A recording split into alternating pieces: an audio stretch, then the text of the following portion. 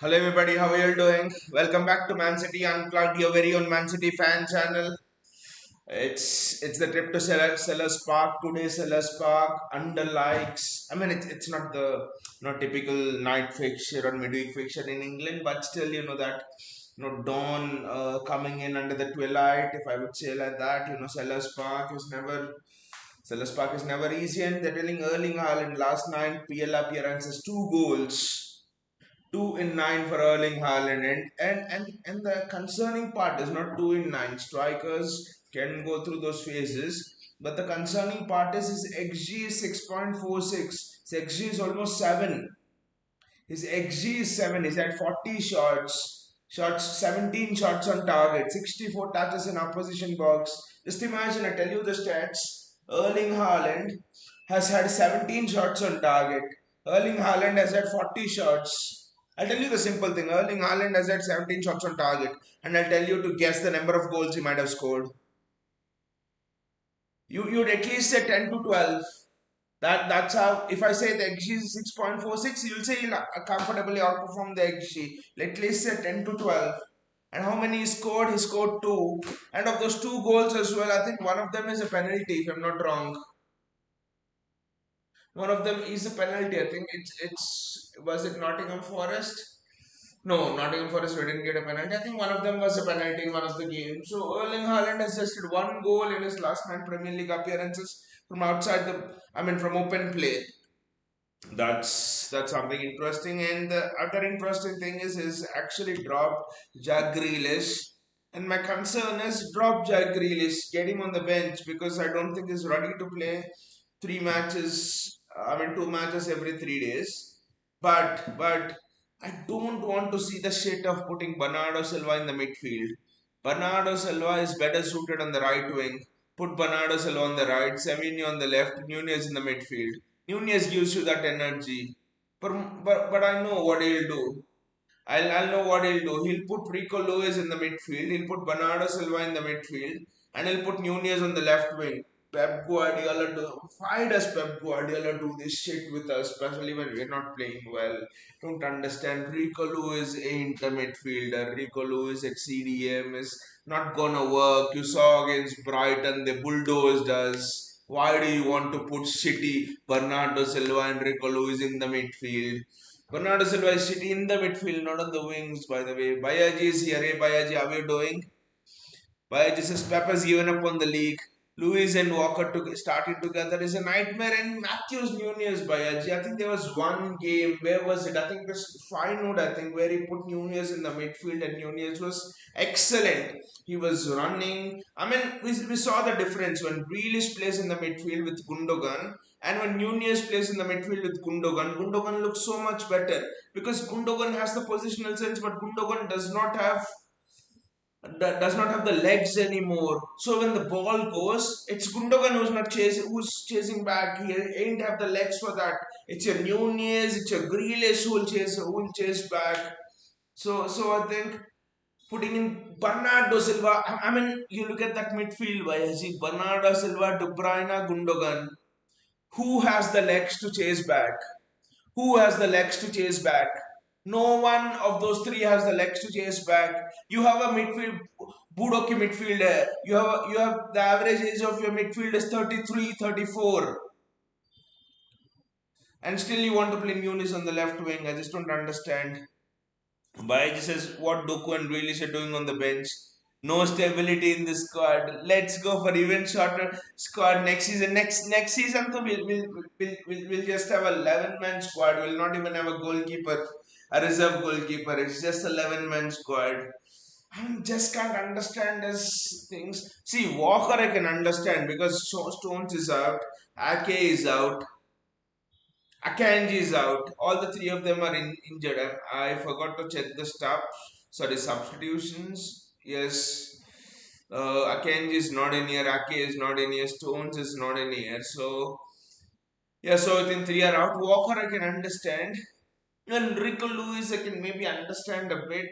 But then I cannot understand dropping Doku like you said. I cannot understand dropping Grealish like you said. Baiji says, why even name academy players with Pep never going to play them more than 5 minutes? And by a Juventus Pep do substitutions. Pep never does substitutions. And, and you look at the physicality of them. Mateta is physical.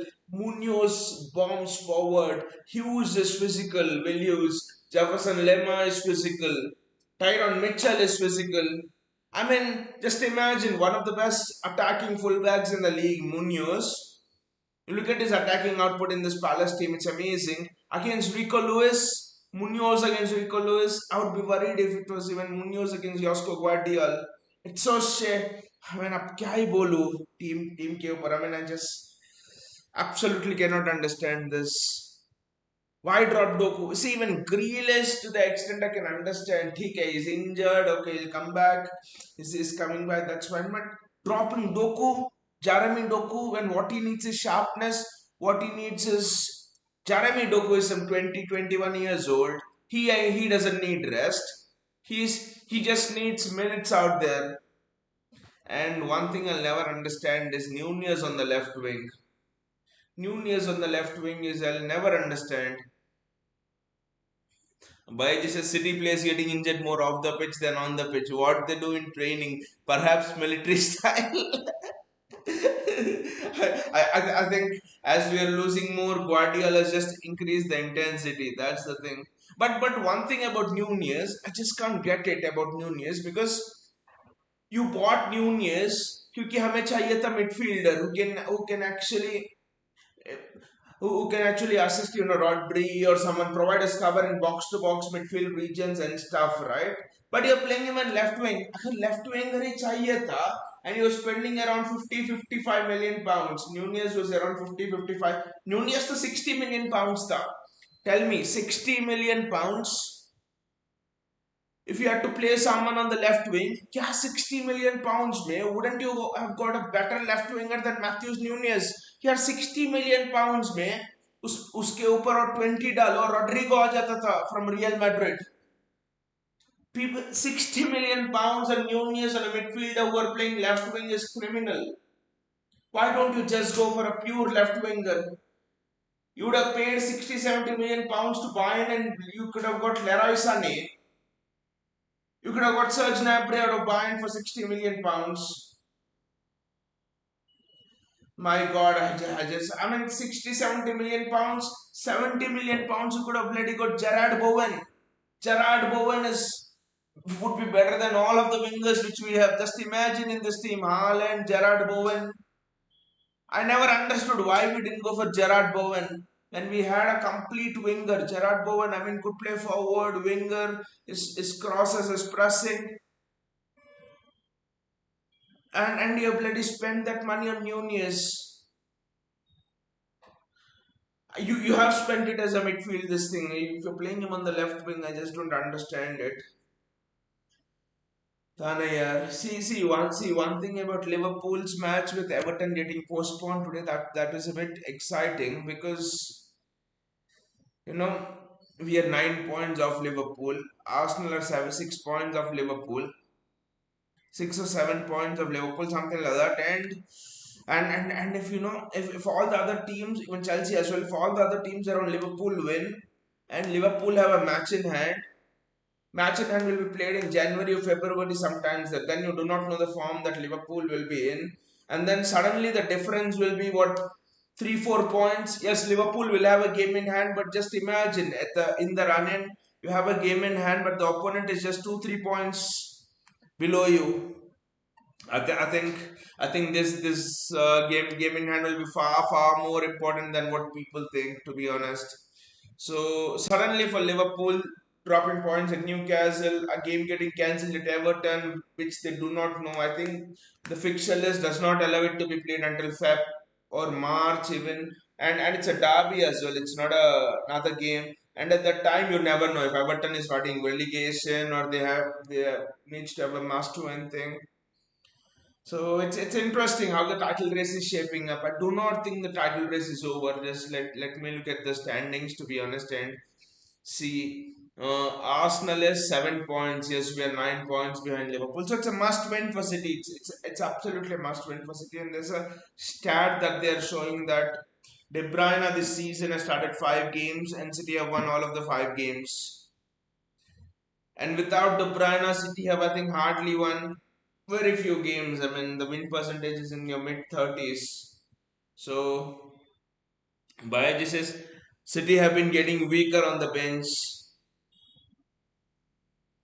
I actually think Bayaji, I think there was a discussion on this channel in 2021 roughly. I think 2021-22. That was the time when you had Palmer emerging out of the academy. Foden was there, full squad player, but Palmer emerging out of the academy, Bob emerging out of the academy. You had Romeo Lavia emerging out of the academy. You had Callum Doyle. You had Tommy Doyle. I mean, there was some. James McAtee was coming through round about 21 and 22 season. I mean, what we were thinking is, I think this is the time for City to give the academy players more playing time, get them on the bench, give them playing time. And I thought this next decade, the decade from 2021 to almost the next 10 years, would be like, us propelling those youth players forward and us going into that Barcelona style of thing. Because with Barcelona, now you see, they do not have a DM, right? Uska DM though, I mean, they do not have a DM, they do not have money to afford a DM, and suddenly you see a world class DM comes from the academy and is playing. Even he is injured. Then there's another DM from the academy who's playing, and even he is almost world class. They do not have centre backs, and I think Spau Sugrasi or someone who's come in and is world class. You see his distribution, you see his range. They do not have money to buy a right winger. Lamine Yamal comes from the academy. They didn't have someone in the midfield, and Furman comes from the academy last season out of nowhere. And I mean, and Balde is also from their academy. I think, I'm not sure. So you see how that structure is. I think that is where we should have been. But the effort should have started in 2021. Delap was emerging at that time, if you remember, 2022. Delap scored a goal against Bournemouth in a Carabao Cup game on his debut and stuff. So I've already named 6 players here who have become world class in their respective teams. Delap Ipswich world class. Romeo Lavia, we know is very good. Cole Palmer world class. Jadon Sancho, yes, attitude problems, but is world class on his day where he plays. Oscar Bob, obviously world class. We've kept him. So suddenly, those Callum Doyle is tearing up in the championship. So suddenly, those 6, 7 players, if you would have groomed them from that time, 2022 and that time till now, these injuries would not have affected you. You would have had a Romeo Lavia and a Sissoko, for example, for every Rodri that was injured. You could have a James, you could have had a Cole Palmer playing for a Kevin De Bruyne who was injured. You would have had a good right back playing for Kyle Walker who's injured. You could have Callum Doyle playing right now centre back for Stones. I mean, whoever is injured. I think that was something which we missed upon. We missed upon the train there. Because at that moment, I thought it was okay for us to even miss out on 1-2 titles, but it was important for us to groom these youngsters because once these youngsters come, then the academy just keeps rolling on. There'll be an inspiration and stuff, and the academy will just keep producing players. I think that was what we should have done. We missed out on that train. Don't know how it feels like. Gautam says, hey there citizens, poor lineup. That's the general consensus of the thought, Gautam. Even Bayaji was telling the same thing, poor lineup. But the only thing I like about the lineup, Gautam, is Pep Guardiola pissing us off with playing Matthews Nunes on the left wing. And I was just discussing with Bayaji that if you wanted to buy a left winger and pay 60 million, you probably could have gotten someone like a Gerard Bowen from West Ham for 60-70 million. They would have sold him. I mean, he can play both the wings. That's a different story. But why do you want to spend 60 million on Nunez, who you play on the left wing? Just cannot understand. Bloody hell, you could have got Pedro Neto. He would be wonderful on either wings for 60 million. That's what Chelsea played for Neto, I think, right? £5 million more, maybe. भाई जिसे जब किसी को chance ही नहीं दोगे तो कैसे पता चलेगा सिटी एकेडमी का पोटेंशियल का? Only making cattles in there, exactly भाई, exactly that was my thought process as well. You needed to groom the academy. The next decade, I was convinced, 2021, 2020 to 2030, the decade was of City's academy, to be honest.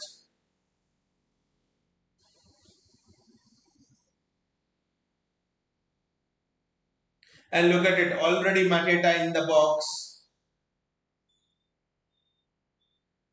Gotham says, why no Grealish in the middle? Why no Doku? Why no Grealish? Those are all million-dollar questions. I just want to see where is Bernardo Silva playing. And Phil Foden's just gone.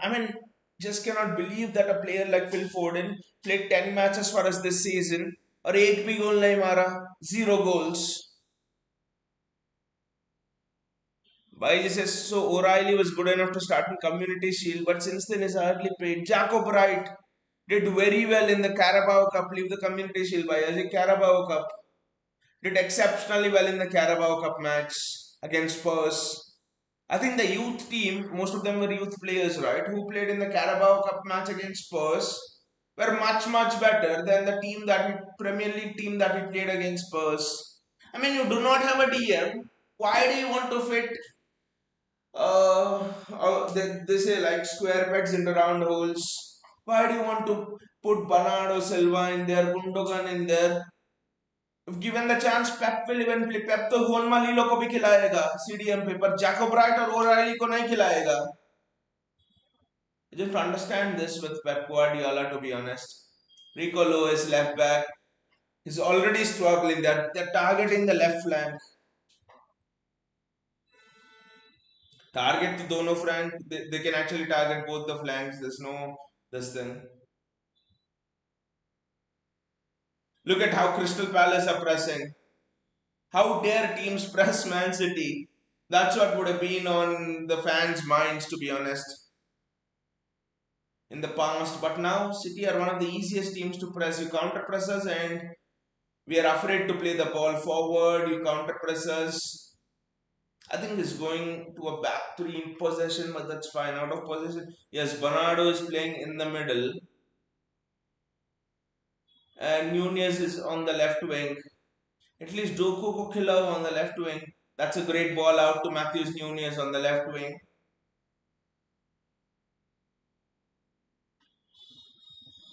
And that's as Jeremy Doku on the left wing, Savini on the right wing would be perfect. Why the hell do you want to play Matthews Nunez there? Just don't understand it.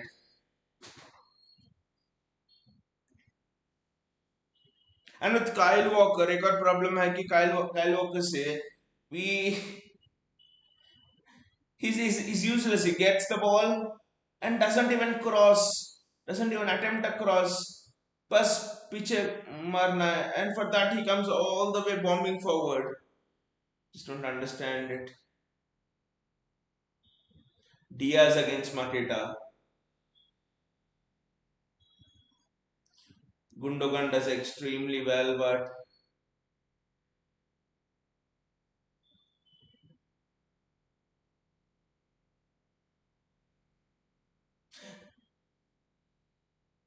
and Crystal Palace score.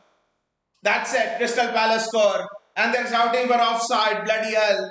It was never an offside. Crystal Palace score. Munoz scores. So easy to play against us, right? So easy to play against us. Bloody easy to play against us.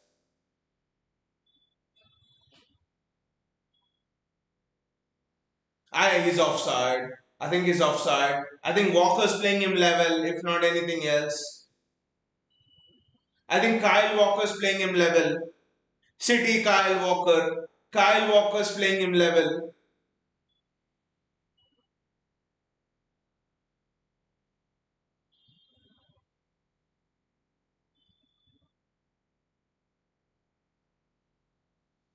Kyle Walker's playing him level, guys. Kyle Walker's playing him level. That's it. Kyle Walker was playing him level. Done.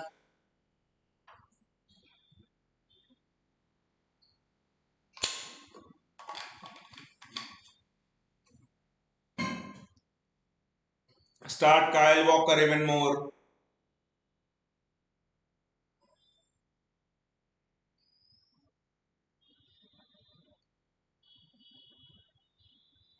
Kyle Walker was playing him on.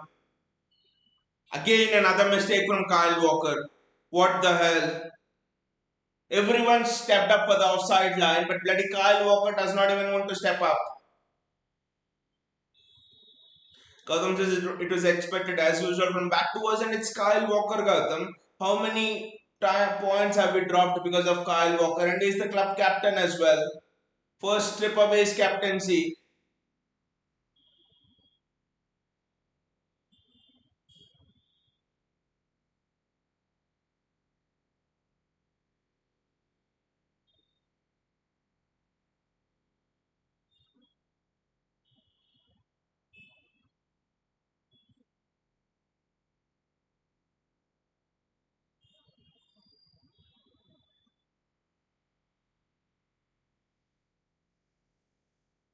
Such a bad start. Every weekend they spoil for us like this. Such a bad start to the game.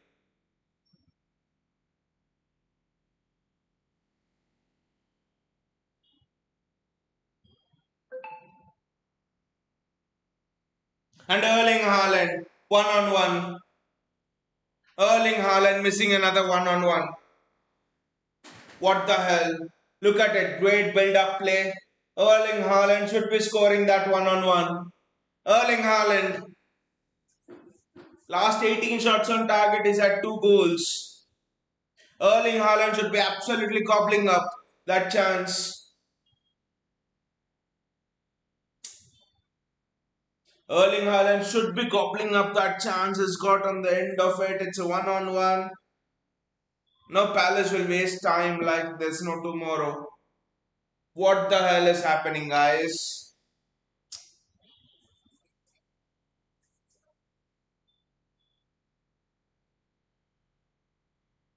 They're showing the offside trap now.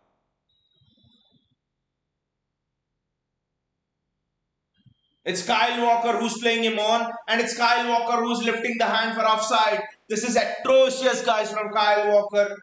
Bloody ban him from the football club.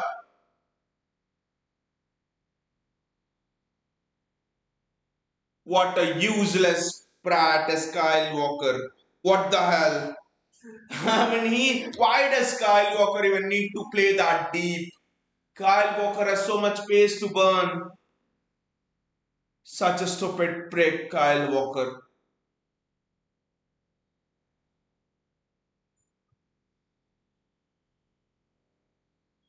Gautam says Ortega should have done better. The power on the shot was good, Gautam, to be honest, I think. The power on the shot was good. Because it might seem maybe easy from that range, but I think the power on the shot was good. But Walker playing everybody on. Gautam, there's no expectation from Walker as always. Walker playing everybody on, and Erling Haaland one on one.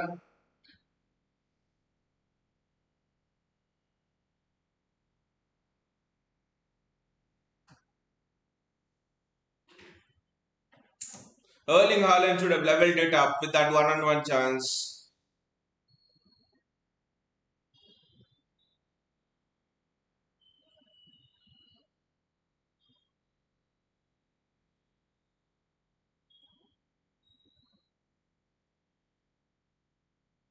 At this rate, getting top four will also be difficult, Gautam. Because Liverpool, Arsenal, Chelsea, Brighton are doing well.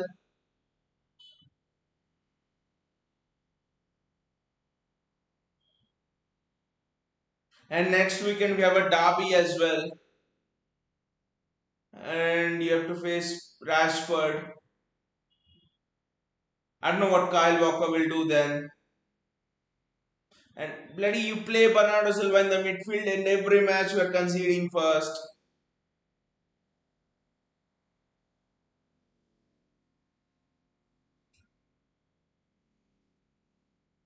There were so many things wrong about that goal. That goal summed up our season.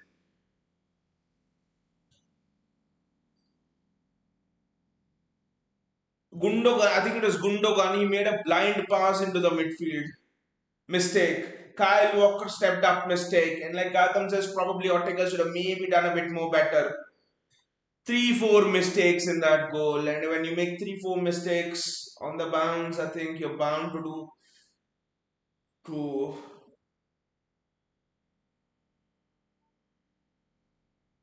you're bound to concede. Look at Palace, they'll sit back, they have Isa, they have Mateta.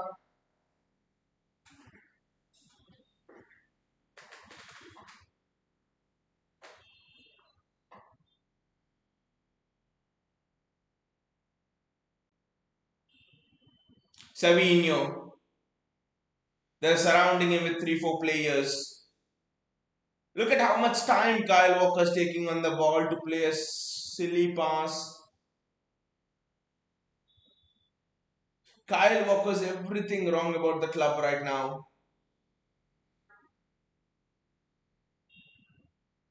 City are just not able to play through the Palace press. Look at it. We're finding it impossible to play through the Palace press.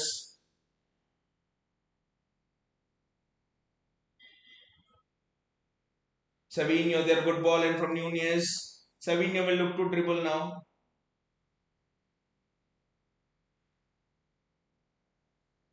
That's good play from Walker there. Bernardo Silva City is slowly getting back into the game. The rhythm's good right now. We need to close that one goal deficit now.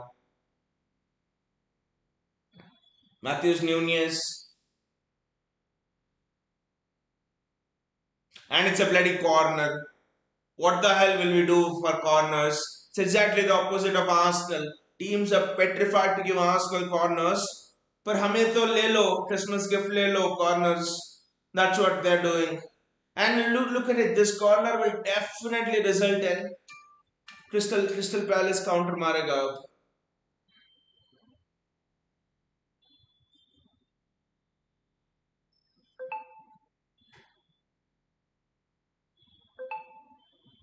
That's probably a better corner than expected.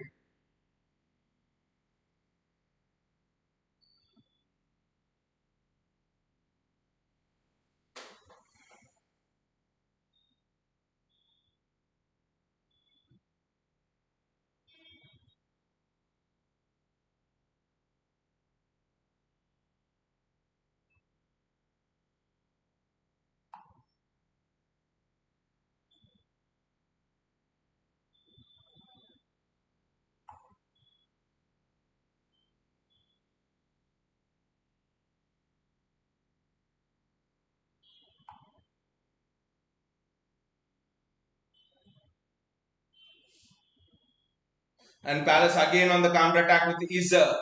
Walker does well, to be honest. On a rare occasion.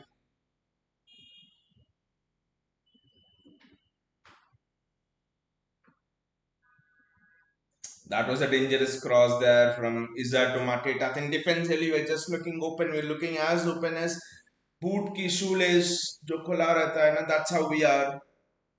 The boot ki shoelace पूरा खुला होता है. How is it? That's how we are in defense. Waiting for the shoe to come off every bloody time you take a step. It's looking so bad. Bloody hell! If teams are pressing you, why don't you play that long ball to Edison? Sorry, long ball to Haaland.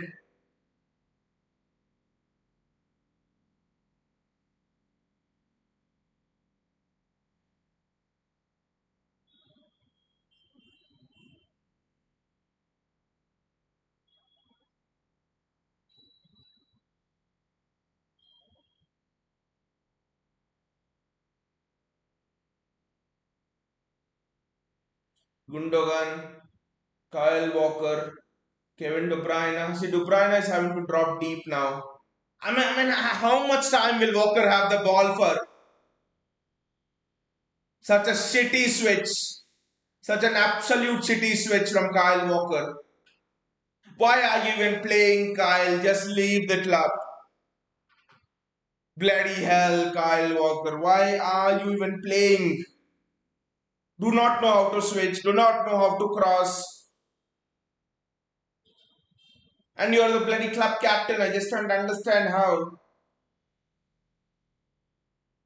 15 minutes gone, just one shot from Haaland for City. It's not you're peppering the opposition goalkeeper and still you're 1-0 down. That can happen. But we have been shit and the result is reflecting. The result is shit as well. What are City bloody doing?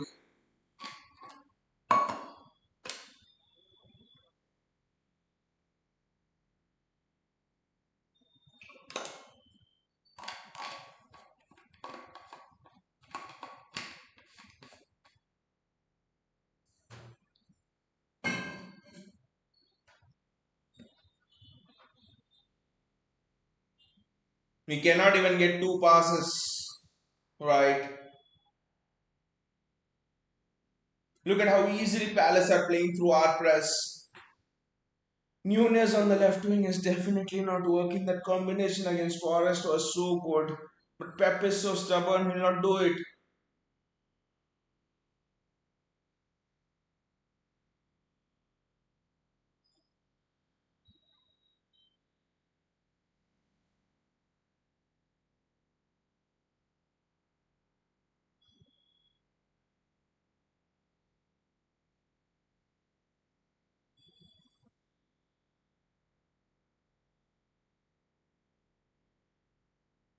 Look at Adam Wharton there. Excellent, excellent interception. And Eze on the ball. Excellent interception from Adam Wharton there. That is the kind of CDM play we need. We could have got Eze if we wanted, but no. Eze had a 60 million release clause, but we wanted to pay it for Matthews Nunes. Why? To play him on left wing? Just don't understand this from Pep.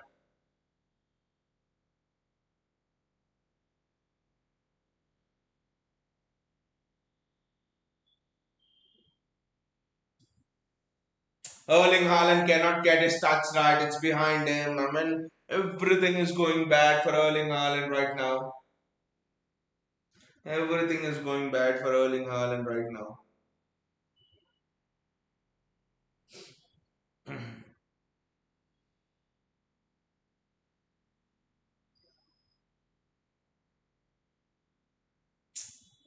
We should have had two goals here with these two attacks, but we have none. Catch चल रहा है यार? What the hell is happening?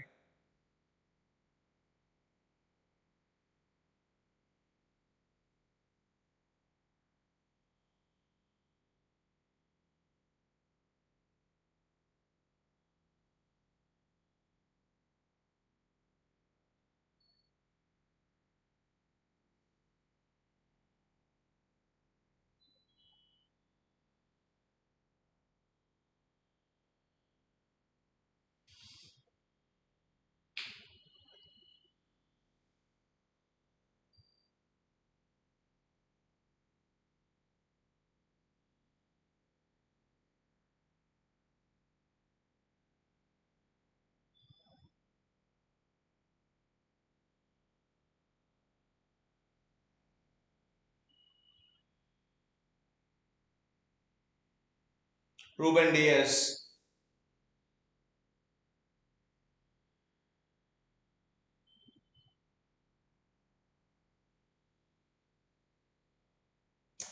Giving the ball away. Giving the ball away, Ruben. I mean, on the transition, I think we are done here. We'll concede the second goal. We are done here, I think. That's a great block. Adam says, I think the next time we don't have to watch the entire match. Just see the lineup. If Walker is there, no need to watch. Result is exactly, Gautam. I think there's some irritating things. You know, Kyle Walker playing on the right. Playing as right back. Bernardo Silva in the midfield. Matthews Nunes on the left wing. Nunes is still better, I'll forgive it, but then Rico Lewis playing in the midfield. Why the hell do you want to put Bernardo? Why the hell do you want to put Bernardo Silva in the midfield when Grealish is working so well? He ain't got the legs. The midfield average age is 33 years now. Bernardo ain't got the legs. Gundogan ain't got the legs. Kevin De Bruyne do not even bother tracking back. Not his job. Who will track back in the midfield? That is the big question. I mean, it's such a simple thing. At least put Nunez in the midfield, right? He has got the legs to track back. At least put bloody Matthews Nunes in the midfield. You don't need legs in the wing. The midfield is such a hectic area. 20 minutes gone and absolutely nothing.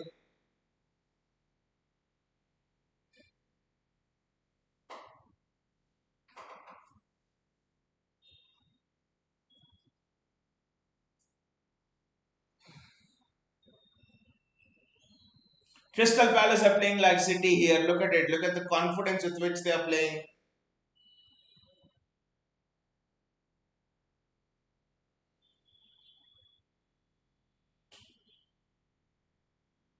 That's a great block.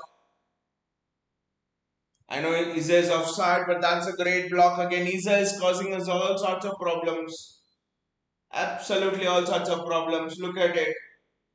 Easy plays a simple one. Two, there's no one in the midfield tracking his run. The midfield is empty. Bloody hell. What is Savinho doing? क्या कर रहे हो यार Savinho? You have to track your winger back.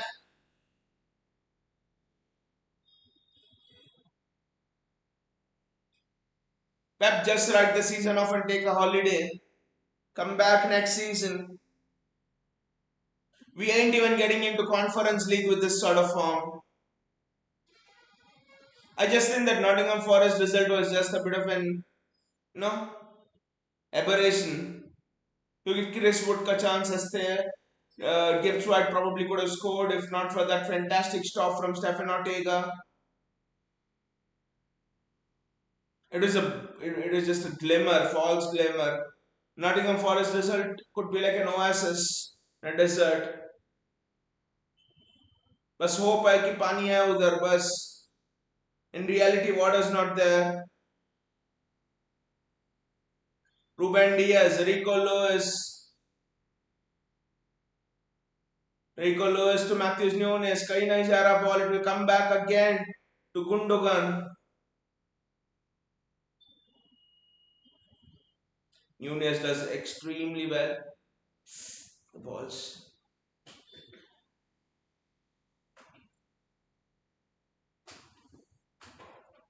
What the hell? That was a chance. That was a chance, guys. Hit the upright. That was a chance. ये बदनसीबी को भी bore नहीं होगा क्या? One bad luck moment after the other. Hit the post. Bloody Savinho should have buried that. Just imagine Riyad Mahrez on his left foot getting such a chance.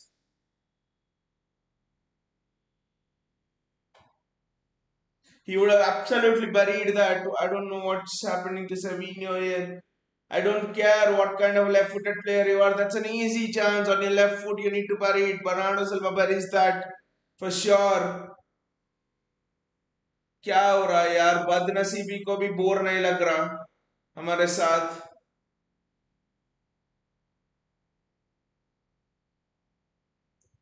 One moment of bad luck after the other.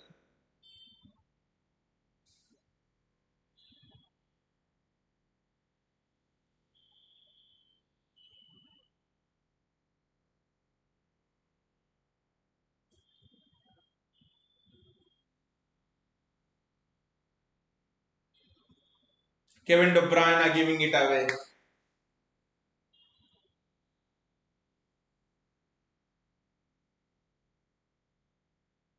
I think that's a corner to Palace.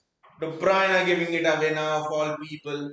Look at Adam Wharton there dancing through the midfield. Sorry, it's Will Hughes. Wharton's not playing him, sorry, Will Hughes. It's a corner for Palace. 24 minutes gone and absolutely nothing. Savinho should have buried that. Haaland should have buried that. We should have got 2 goals, 2 easy chances. The XG of ours will be more than Palace. I bet.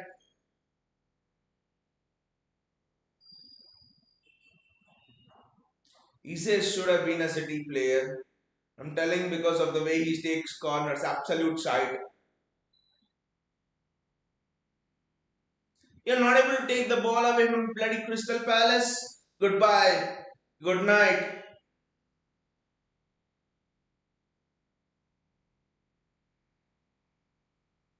From when our City having to chase the ball so much,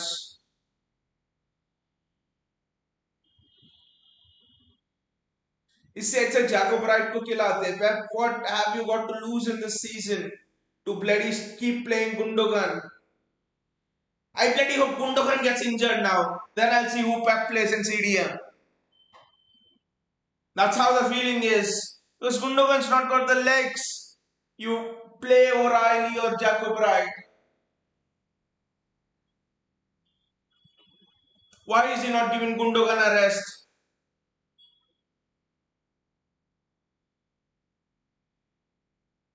इससे अच्छा वो बनाते kelvin Philips से अच्छा कर देता.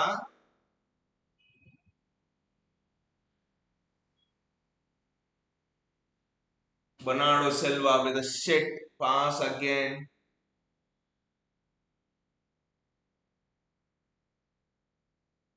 Diaz did extremely well there. It's Bernardo Silva right now to Savinho against Tyrick Mitchell. It is not able to do anything. The time's going a bit slowly, but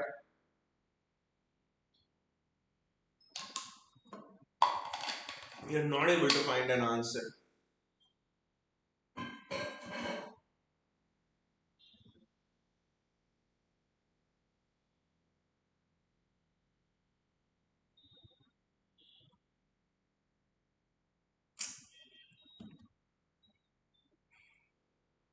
यार ऐसा लग रहा है कि हम बदनसीबी को भी बदनसीबी दिला रहे हैं. We are making even bad luck experience bad luck. That's how bad the season's going for us.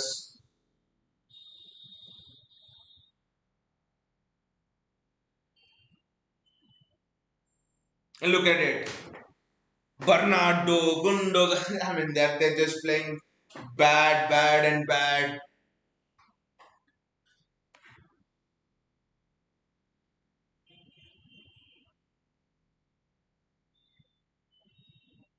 Look at that from Bernardo. Absolute side. Who gives a back pass like that? I think we have held on to these players bit too long. Walker, Bernardo.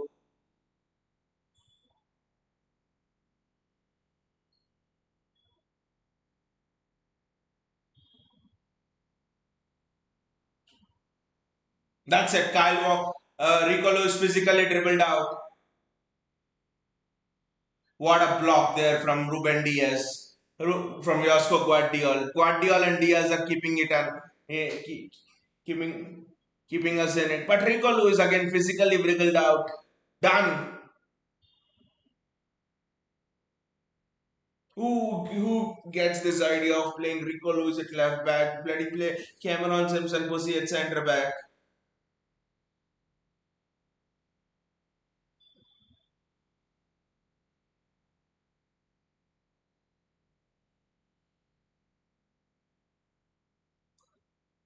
Gautam, this Ruben Diaz is the captain.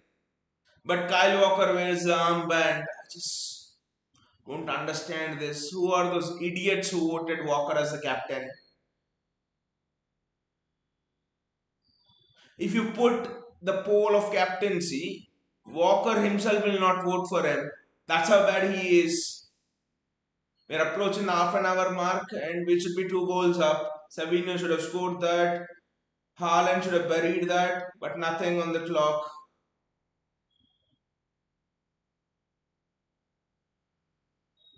Josko Guardiol, Matthews Nunez.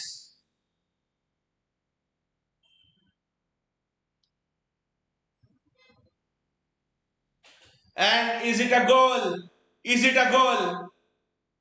Yes, Erling Haaland scores the header.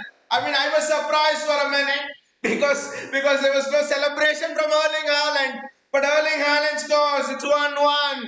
I mean, I was surprised. I don't know how you felt, Gautam, but I was surprised. I was surprised. I thought the ball went out first of all because no celebration from Haaland. I think it was an own goal. No, it was off Erling Haaland. It was off Erling Haaland. The cross from Nunez is fantastic. It was of Erling Haaland. The header is monstrous. The header is absolutely monstrous. It's one of the best headers you'll see in the league. What a goal! Woo! Erling Haaland scores! What a goal! What a goal that is! Gautam, does he knew he has been poor? Exactly, Gautam. There was some confusion. I'm like, offside tha, was it offside or whatever it is? But now we'll have a spell of 4-5 minutes where we'll have the momentum. Can we make more of this momentum and score another goal? That is the question. The next 5-10 minutes we'll have the momentum. The next time 5-10 minutes we'll have momentum here. Can we make the most out of it or will we play back passes? That is the question. That's not a foul, ref. Fuck off, ref. Absolutely fuck off.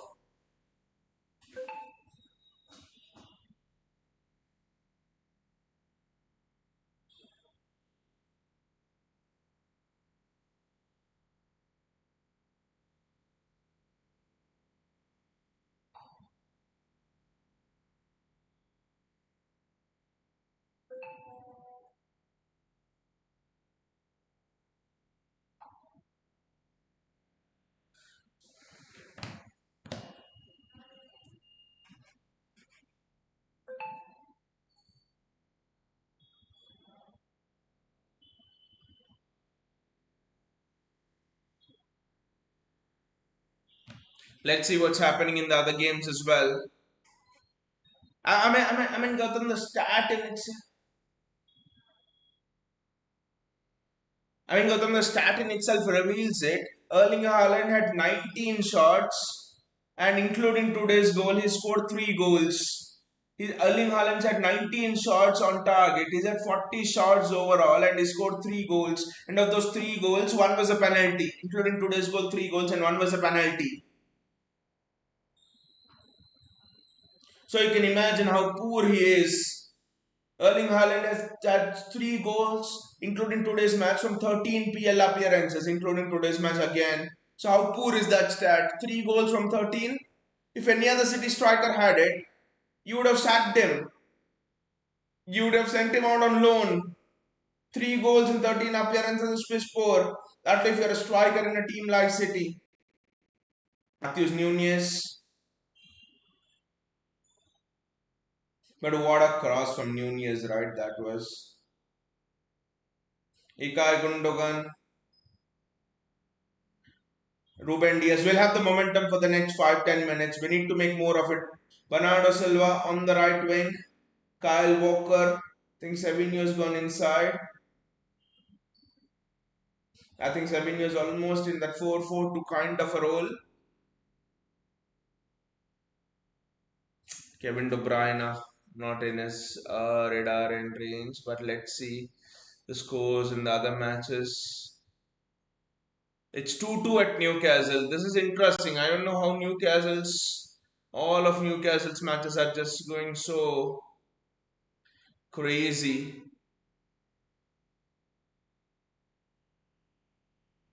Mbumo and Visa score. Villa Southampton. Duran scores. That's interesting. I mean, let me check the XG of this match.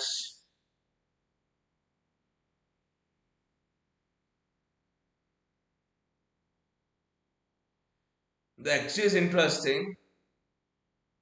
Their XG is 0.3, our XG is 0.94. So it's almost 1. Our XG is almost 1.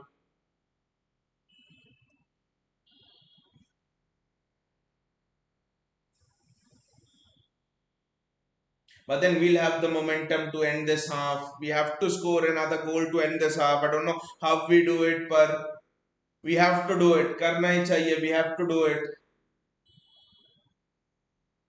That's an excellent ball from Ruben Diaz to Matthews Nunes. A foul on Matthews Nunes, and the referee doesn't give it. This ref has been favouring Palace for sure. Well done, Josko Guardiola. Diaz and Guardiola have been imperious.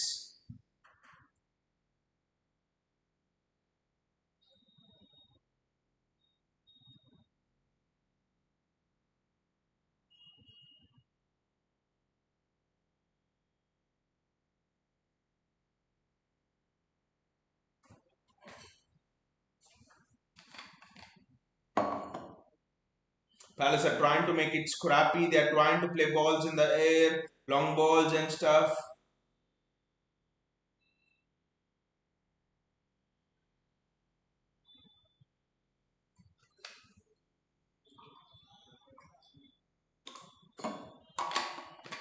By the way, guys, who are your right back options to replace Walker?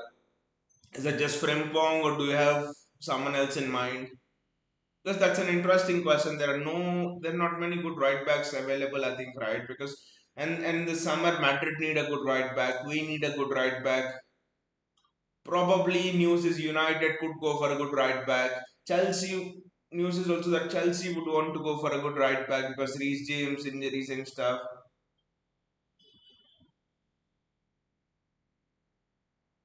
That is excellent from Nunez. He's probably been a best player.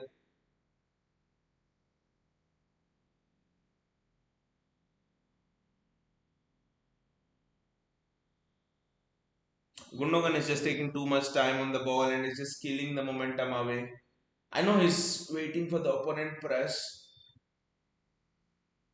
but his other option is Kyle Walker, and Walker's just doing it shit. Score another goal before the break, that will just give you momentum. That will just give you absolute momentum. Score another goal before the break.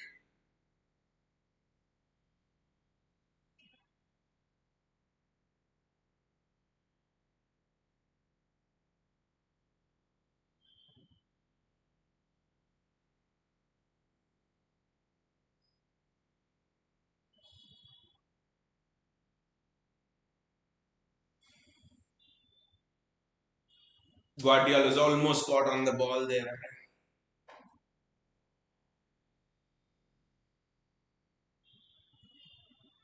Excellent ball, and look at the touch from Nunez. He was offside. The touch was picture perfect. ऐसे लग रहा था Riyad Mahrez has come and he took the touch there. And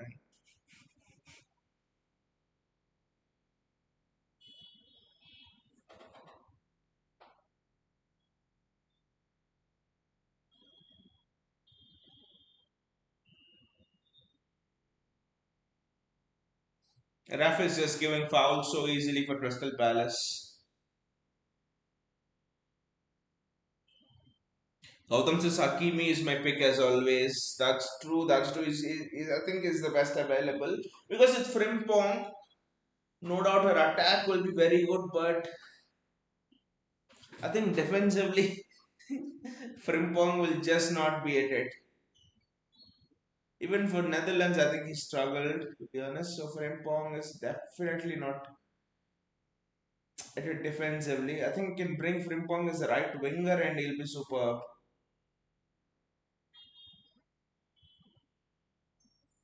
City's press is on and the press is wonderful. That is excellent pressing from City. Look how we've got the ball back. This is the old City. Wow. The pressing sequence right now was just amazing from City. Palace were tied up in knots. We sent them to places where we wanted them to be and then laid the trap. The press was superb. One of the best I've seen this season as pressing. Superb press.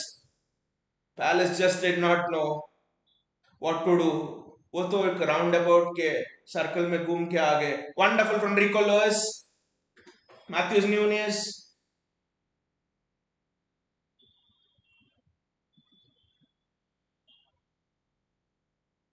Kevin De Bruyne. Ilkay Gundogan. Kevin De Bruyne again.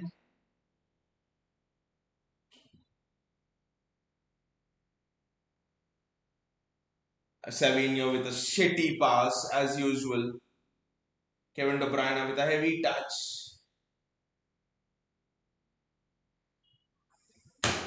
Kevin De Bruyne with a heavy touch. But other than Hakimi, do you see someone interesting? Because I don't know, other than Hakimi, if there's anyone interesting as well.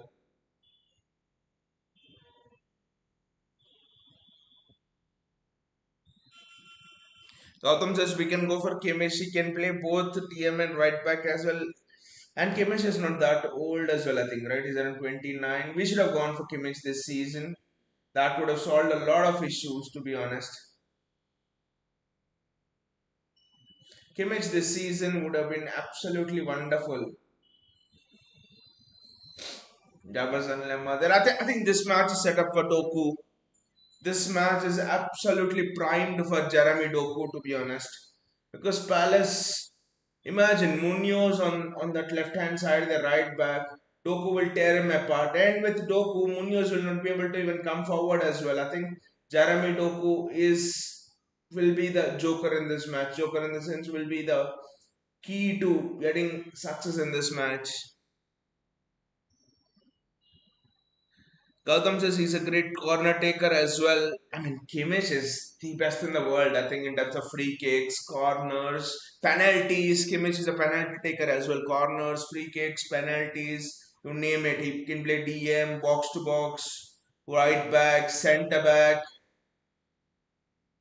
Kimmich can do anything.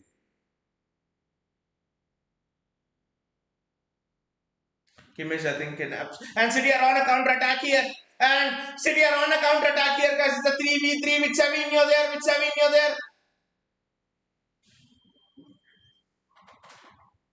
What the hell was Savinho doing there? Gautam, can you explain to me what the hell was Savinho doing there on the counter? What the hell was Savinho doing there? There was no chance to shoot. There was no chance to shoot. He could have passed it to Kevin De Bruyne. There was absolutely no chance to shoot. Don't know what Savinho was doing there on the counter attack. Piss poor from Savinho. My God.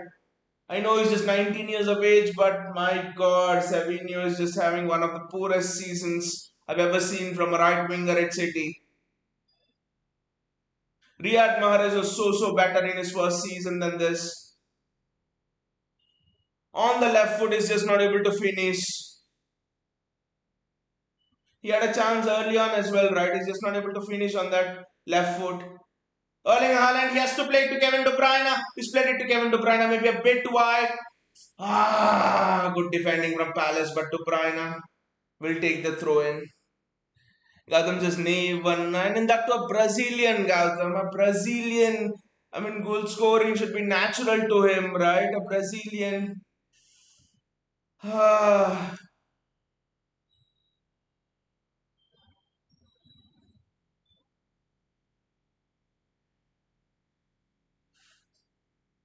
it's a Guardiola disaster class, Bayaji now. Leo Rico Lewis, it's a Guardiola disaster class incoming. Guardiola disaster class.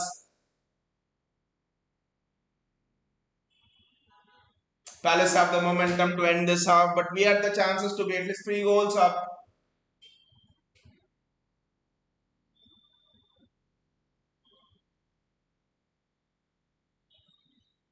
What a touch from Erling Haaland! What a take from Erling Haaland!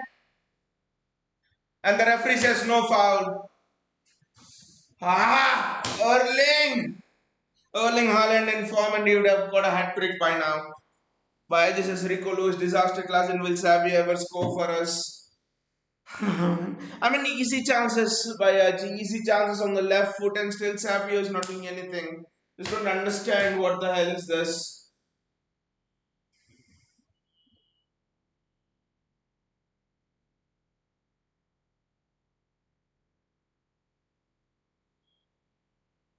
I think there'll be 2-3 minutes of added time. Mateta is causing us all sorts of problems here. Well claimed by Stephen Ortega. Lot to talk in this half. And it just feels that probably It would be great if we did not have a lot to talk in this half because that would mean City played well. कितना added time दोगे? You bowled +3. That's good. Gautam says next half, Grealish and Doku in for Gundo and Savinho. Yes, yes, yes, yes. Yes, move Bernardo to right wing, Grealish box to box, and then Doku. Doku on the left wing, but the problem is Doku loves left wing. Who will? Yes, right. You can move Matthews Nunes to the DM position, which he'll never do. But Doku on the left would have killed it today. किसके लिए save कर रहा है pipe मुझे पता नहीं शायद FA cup I just don't know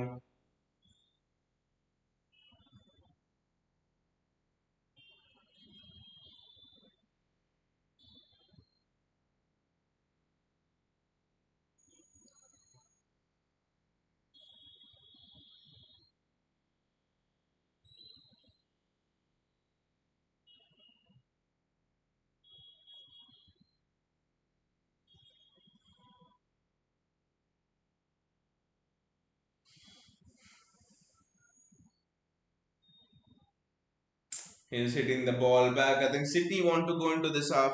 Why Jesus at this point I'm willing to try. Rather Ederson at left back than Lewis.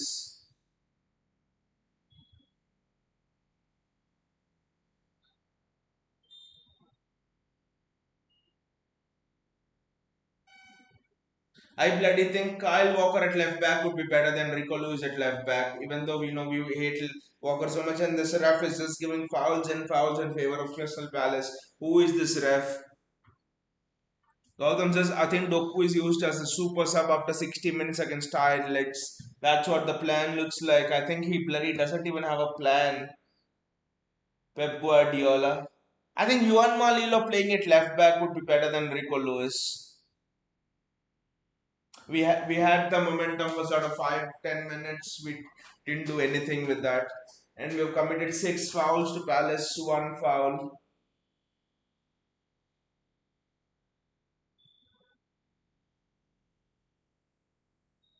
To be honest, Palace didn't do anything to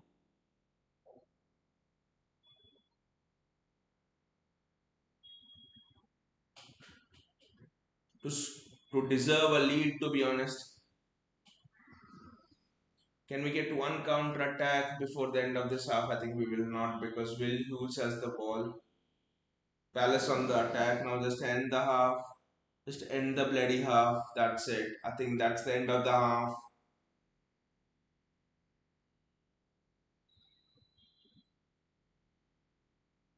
And Palace players are disappointed. What the hell did they do? It's because I mean all of the games we have lost. You look at it. City Spurs. Now we are losing it to City Palace. All City teams. I mean, maybe Bournemouth. Okay, okay, I'll say Bournemouth. But apart from Bournemouth, see, Spurs are so shit that so shit that I think they lost against what bloody things. They dropped points against Ipswich, Bournemouth. After beating us, they're winless. Not even draw. They're so shit, and we conceded 4 goals at Etihad to them. What the hell was that? And I just don't understand, guys. What does Pep Guardiola keep on discussing with Juan Malila on the bench? और उस discussion का फायदा भी क्या हुआ? It's another question. Just don't understand. Let's actually see the scores of the other teams as well.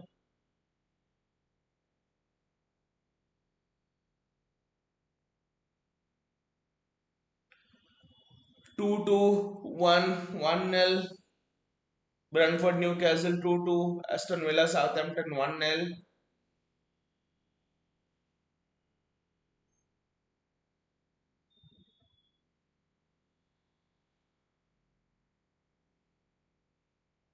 I think this season probably title hopes are not there, but probably top four be tough लग रहा है. Let's be really honest if we keep on playing like this. And I will not be surprised if the board does not bring in anyone in the winter as well. In the January transfer window as well, and they'll say we'll only get the target if he's right in the summer and all of those things. The rumors are Zubimendi, the rumors are Frimpong, the rumors are Florian Wirtz, the rumors are everyone. But realistically, I think City will get someone like an Ederson. That's it. I mean, Ederson, the midfielder from Atlanta, and no one else. Midfield is shocking. Midfield is shocking. Simple. And for Palace first goal, when Walker played that ball back in the midfield, sorry, when Gundogan played that ball blindly in the midfield, no one was there. And how can Gundogan, who's come to the flank, play that ball blindly to midfield when he is the one who should be there and he's not there? First goal was such a disaster. हमने तो Christmas early शुरू कर दिए Palace को. The first goal. How can Gundogan play that ball blind when he knows no one's there? Zero midfield.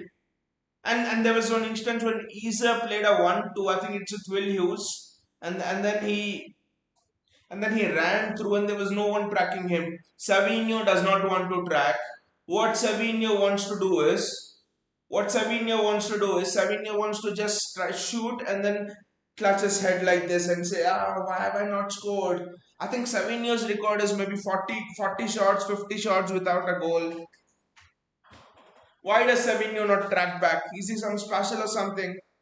Which means Gundogan doesn't track back, does not have the legs to track back in the midfield. De Bruyne doesn't track back for obvious reasons. Bernardo Silva does not have the legs anymore to track back efficiently. Savinho does not want to track back.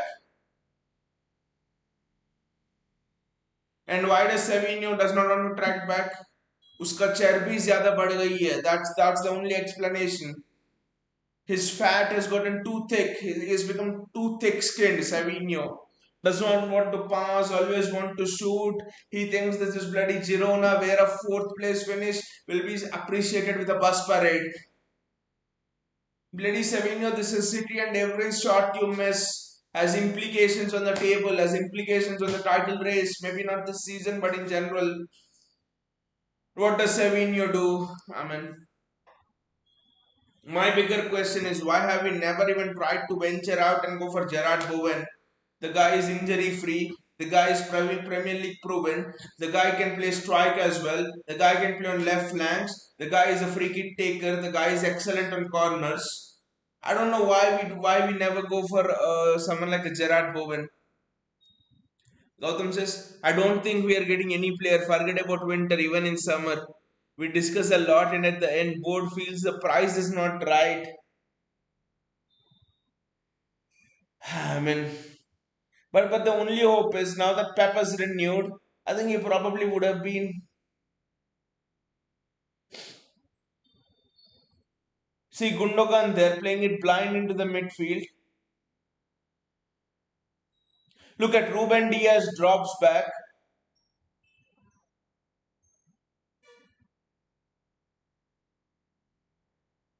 Kyle Walker, Ruben Diaz drops forward, and Walker's playing everybody on.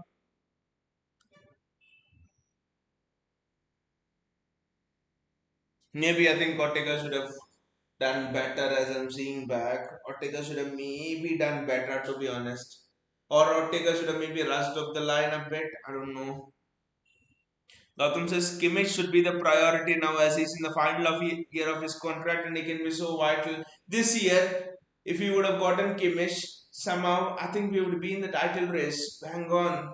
We would be in the title race. Kimmich would have solved everything for us. Kimmich was the answer. Kimmich was the bloody answer. Kimmich would have bloody solved a defensive crisis as well. He can play centre back. He takes score. I mean, everything. Kimmich, everything. And the balls he plays at the top for Erling Haaland, that would have been something else. Teams cannot press you with Kimmich in there. Can play those balls. Gautam says Rodri has given hints to the board to sign Nico Williams. I really like him, but Nico Williams, Arsenal want him, Barcelona want him. And I think Nico Williams will look at the situation here and say we have Doku, we have Savinho, and he'll look at the situation in Barcelona and say there's no one there. And also Barcelona, I mean, it appeals more to Spanish players, right? Barcelona, when Barca and Real Madrid are coming for you. So I think if Barcelona and us are there in the race, I think he picks Barcelona over us.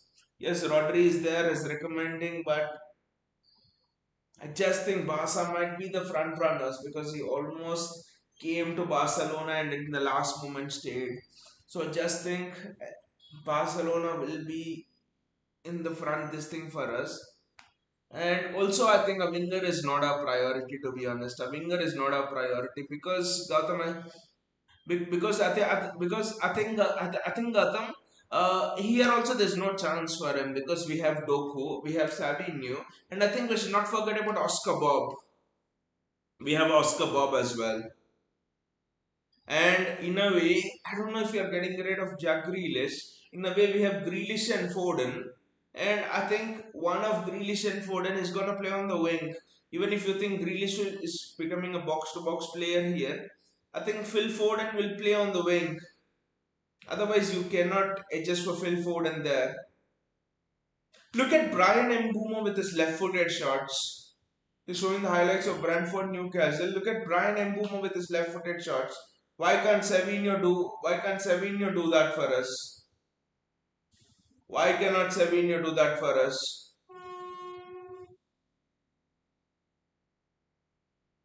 Just don't understand.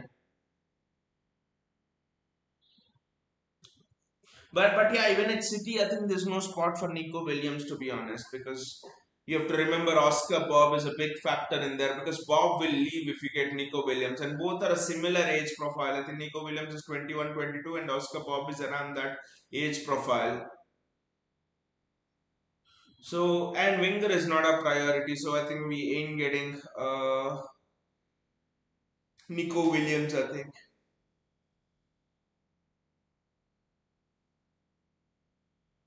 But the interesting thing is, I think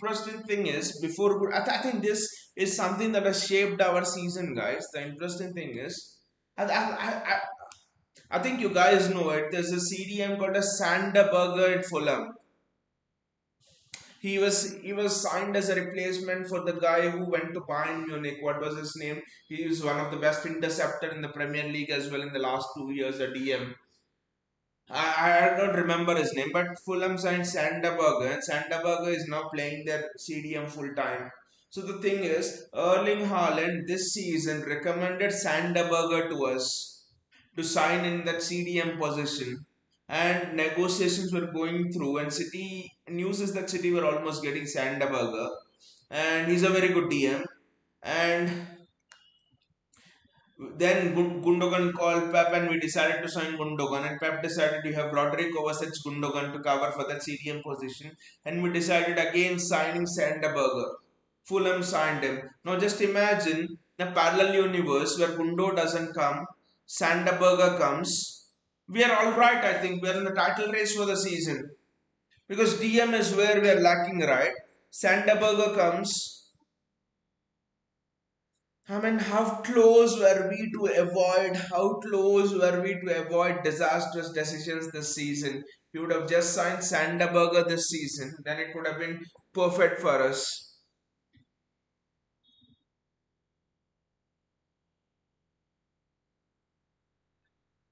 Manchester City have conceded one more goal than 16th place Palace in the league. Sign a world class centre back and right back. No more work in progress kinda players. But it's actually interesting Bayaji with that stat because I actually saw something interesting.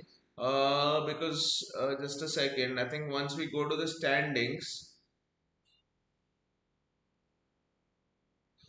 I think we'll actually look at the standings here. I think once we go to the standings, Bayaji, if we look at the if we look at the goals conceded, Chelsea have conceded 15, City have conceded 20, Aston Villa 23, Brighton 20, and and I mean people are telling Liverpool have a very good defensive record, but they've already conceded 11 goals.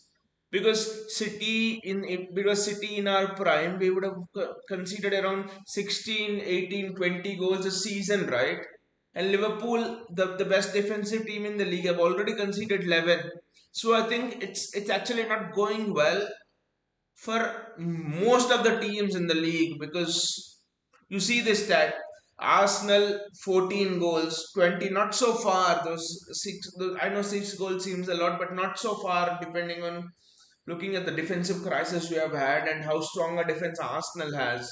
Chelsea 15, that's fine, but Brighton, Fulham 19, look at it, and Fulham is said to be one of the strongest defensive teams. Nottingham Forest 16, whereas Nuno Espirito Santos defensive teams. And Newcastle, by the way, Newcastle is a very strong defense. Dan Burn, Fabian Schär, Nick Pope, Livramento, Lewis Hall, they have conceded the same goals as us. Everton, it's like they're keeping a lot of clean sheets. I think Everton have conceded 21 goals. So I actually think I think many teams have conceded a lot of goals, and of the 20 goals, because of Kyle Walker ki pagalpan se, at least we have conceded 6 7 goals this season. You take that out, and suddenly the we are the second best defensive team in the league. You take out the 5 6 goals which Walker has conceded with all of his naivety. Gautam says Savio needs time is all that what I can say, but it's just frustrating when I know he needs time. He's just 19, he's younger than Bob. And the competition will be very good once Bob comes back as well. But it's just in the moment, we just not able to accept that is missing those things. But this is exactly Palinia. Gautam says Hugo Viana has a lot to do in the window. Tixi is mentally retired. No, Gautam, it seems that Tixi Ki Pakistan will lead city's transactions in this January, and Hugo Viana will will observe and learn from him.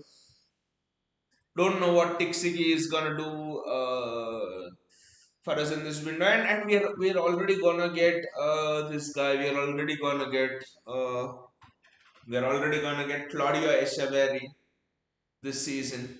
Why says even Nolito has scored by these many matches? Absolutely pathetic. Yeah, it's pathetic from Savio. But the only thing by Ajay, there are two things that are weighing in favor of him, because last season he was along with Artem Dovmik, Savio was the main man. Savio was one of the best players at Girona, who took them to third. Our team who was relegated, he took them to third. He had the highest number of assists last season in the entire La Liga. I think he highest number of expected assists in the entire La Liga, and he had, I think, goals plus assist combination was in the top three players. That is one thing. Because La Liga is a more competitive league when I compare it to French league and even a German league, for example. I think I rate players coming from La Liga more highly than those from even a German league, or nowadays even an Italian league. So La Liga for me is maybe the second or third best league in the world, of course, behind Premier League. So, and the second thing is he's just 19, and I think at such an age, 19 20, I think at such an age, wingers can be naive. I know he looks 25, but wingers can be naive at that age, and the decision making is probably not as much in there. That's why we are impressed by Oscar Bob at 20 21 years of age. His decision making is so good, Oscar Bob. So I think it's going to be absolutely interesting how Pep Guardiola, the new manager, I mean Pep will stay for 2 years. Let's imagine that how they'll deal with it.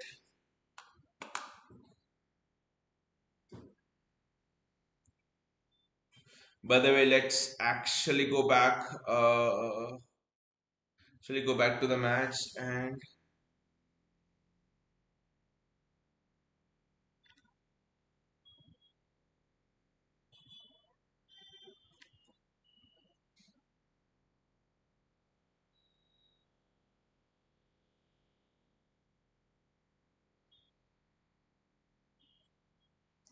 And on we go, to be honest, yes. I mean, and Nalito, I think Nalito was a seasoned pro back then, I think, when we signed him. Pep signed him to get players to know the game style, and Nalito played for the Spanish team, if I'm not wrong. And Nalito was around 20s. 29, 30 when we signed him already, right? So I think that experience was there with Nalito, to be honest. Rico Lewis, Crystal Palace, Selhurst Park, under lights is never easy. Now I think the lights have come into full effect, to be honest.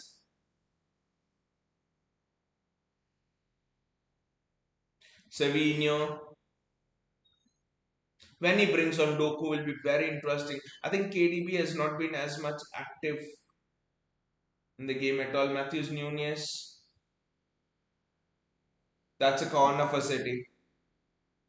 Absolutely hate to see corners because Munoz, especially Munoz, is not a good great defender. Munoz always has that defensive mistake in him.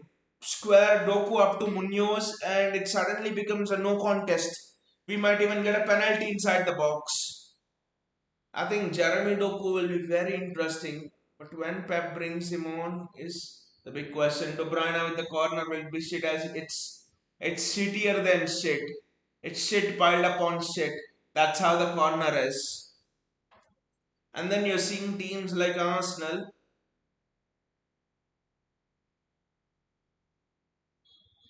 who are using the corner spot as the new penalty spot. And the funny thing is, Arteta took their set piece coach from us. He was our set piece coach back then.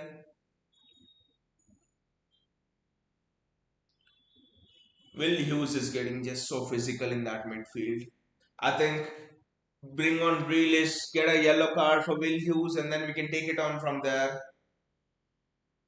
Not getting even a single yellow card from Will Hughes is just absolutely pathetic. And I think last time we discussed that, you know, with Jack Grealish, the thing is a tempo breaker. He breaks the tempo of the opponents in the midfield. He gets cards. He unnerves the opposition central midfielders, to be honest.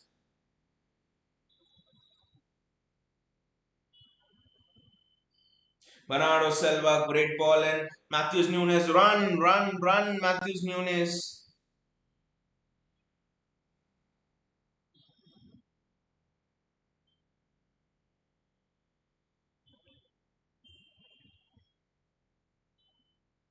City have started the game on well, and Palace are looking to press. They are having possession here. We need to be faster. If we can get a goal early on in the half, it will just for the entire thing, to be honest.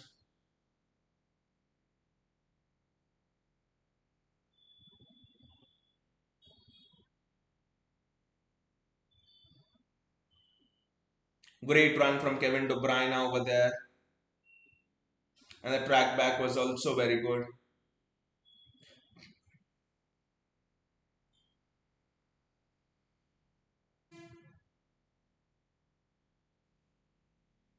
Bernardo Silva, Ikai Gundogan, Matthews Nunes, Nunes back to Ikai Gundogan.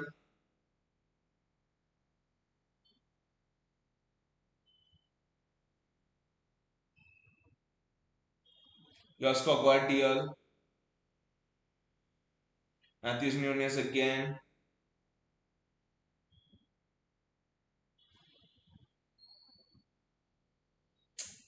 Nunez slips and Palace gets a throw. My God. Silly mistakes and simple mistakes, to be honest.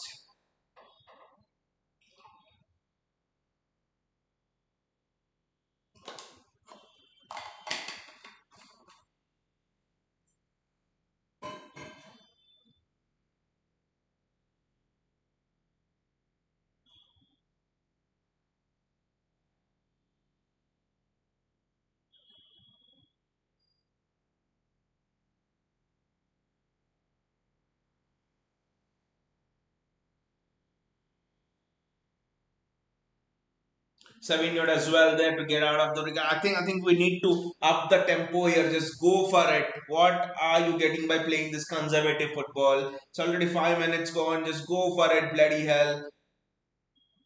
It's been the same shit for the last 5 minutes. Matthews Nunez, Rico Lewis, Kyle Walker, back to Josko Guardiol. I'm sorry, Matthews Nunez, Kevin De Bruyne, Lewis, back to Guardiol. That's how the sequence has been.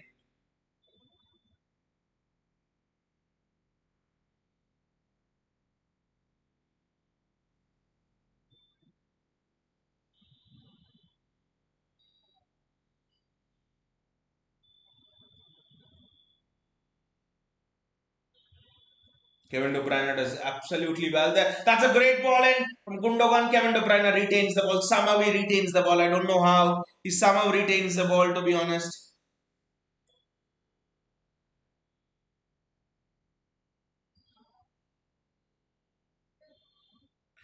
Ilkay Gundogan, Kevin De Bruyne,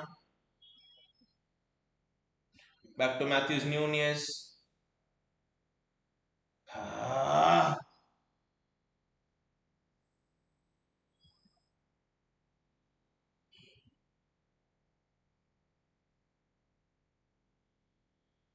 Erling Haaland just cannot get the ball in his stride. I think we need to get it to De Bruyne. He's the one who can make it happen.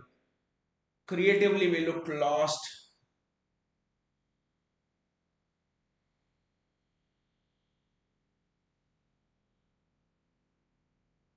Bloody Rico Lewis is making so many mistakes in this game.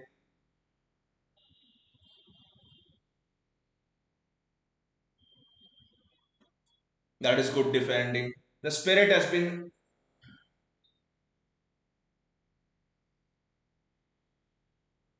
in this match defensively has been very, very good, to be honest. But Rico Lewis, I think, I know he'll learn, but he needs to put on more physicality. He needs to be more physical. Otherwise, if he's not more physical, I think he can only play in that attacking midfield position. I think, to be honest. Look at Rico Lewis, so weak on the ball. He just cannot be that weak on the ball.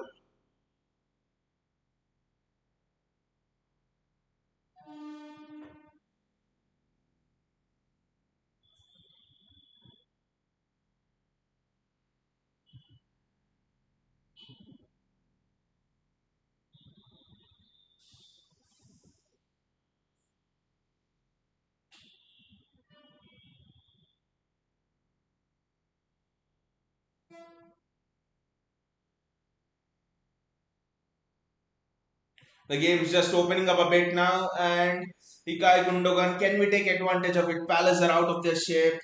Matthews Nunez.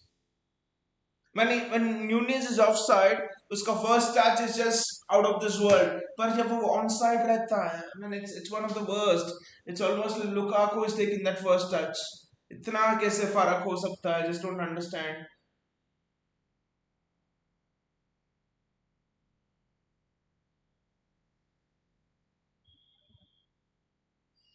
Stefan Ortega, we're almost heading towards 10 minutes mark in the second half. Almost 10 minutes are gone in the second half, to be honest.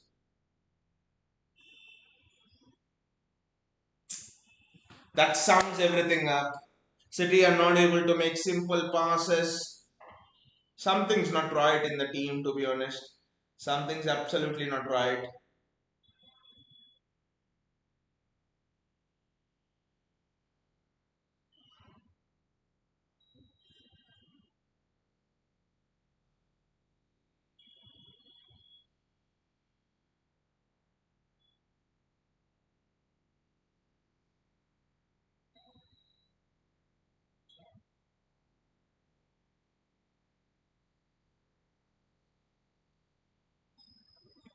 I don't know why Nunez was looking to hit a shot over there. Bernardo Silva,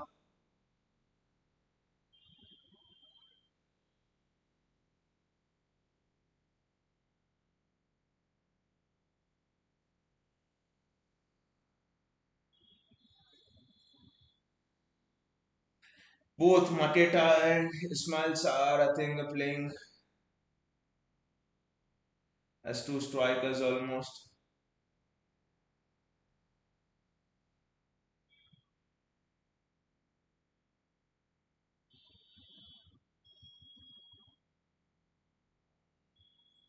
There was no offside flag there. There was definitely no offside flag there.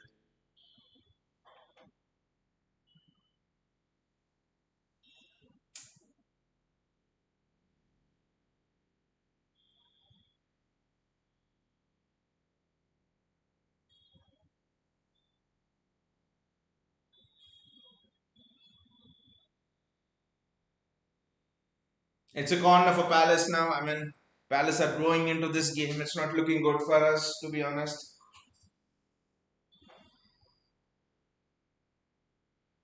I honestly think maybe the feeling is Pepe's happy with the draw. That's how low the standards have sunk in a season. And Palace have scored again from a corner. It's going from absolutely back to us. Palace have scored from a corner there. Look at it. It's absolutely going from back to us.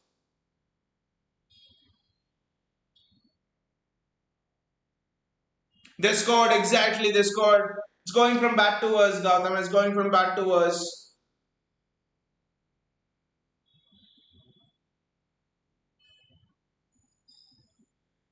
Absolutely pathetic marking. And who was marking Lacroix? Kyle Walker. Kyle Walker was marking Lacroix. Kyle Walker was bloody marking Lacroix.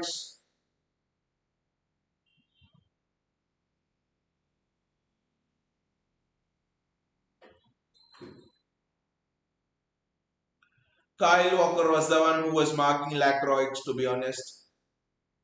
Another mistake from Kyle Walker. Next time, just play Kyle Walker against 11 men, right? No one else wants to play.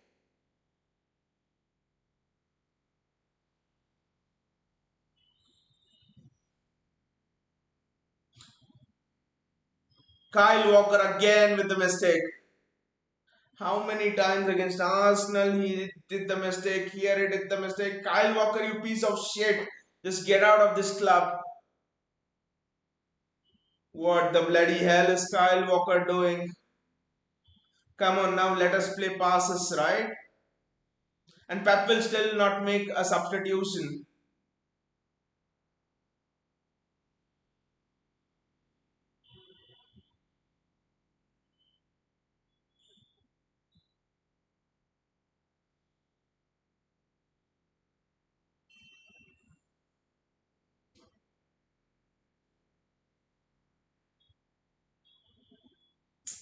And Pep will still not make a substitution. And do not coach set pieces, Pep. You will not coach set pieces ever, right?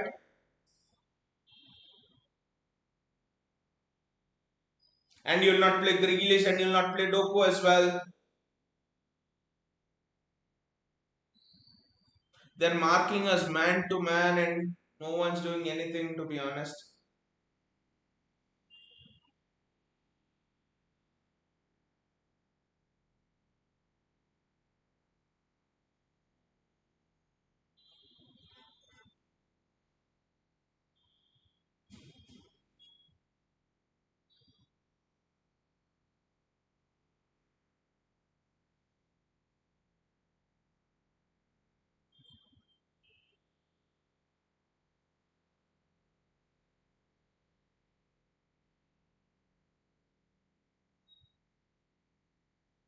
We're just not able to play through Palace. I think the game's done, to be honest. Game's done, the season's done.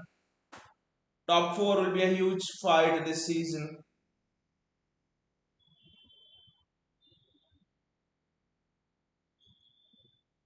Carninia says so was the Nottingham Forest match an outlier.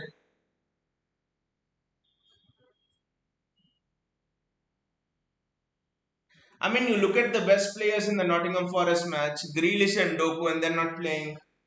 So you cannot judge from that.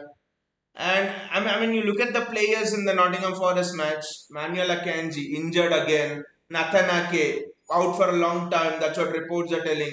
Jack Grealish on the bench, Jeremy Doku on the bench. So literally now I have four players who were playing very well in that match not there, right? That is almost close to half of your team. So you cannot call it an outlier.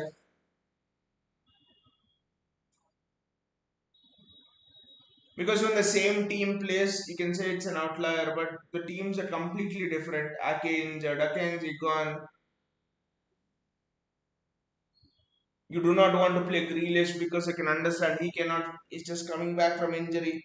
Phil Foden, they're saying maybe he's out at least for 1 or 2 weeks due to that bronchitis infection. I think Phil's season is just shit. 10 matches, 0 goals.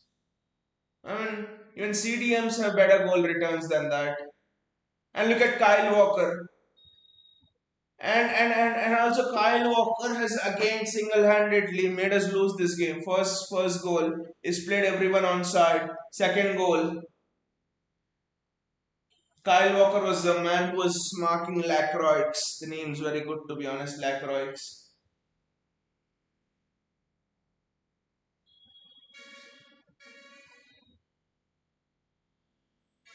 And Pep is so thick skinned that he'll not make a substitution now.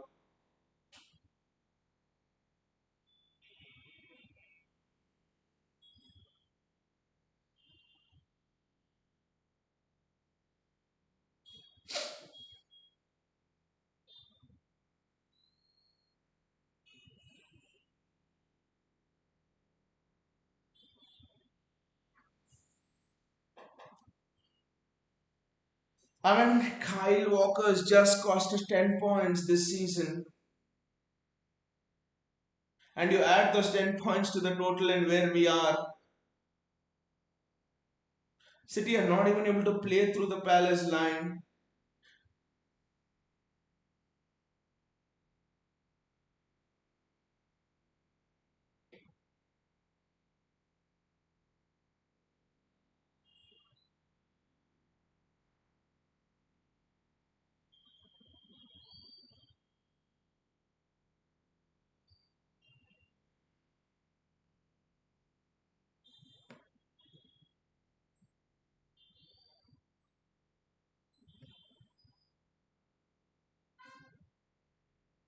Bernardo Silva on the right wing.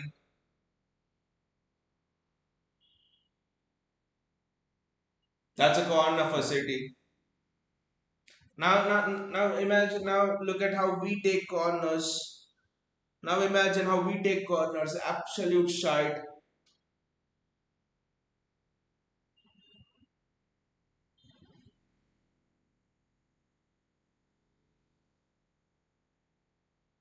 That is not a penalty, come on. Look at the shite corner again. Kevin De Bruyne.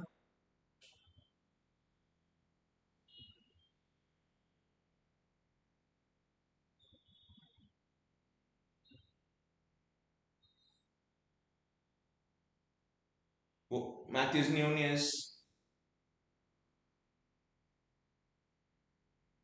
No one attacking the box. I don't know what Erling Haaland is doing.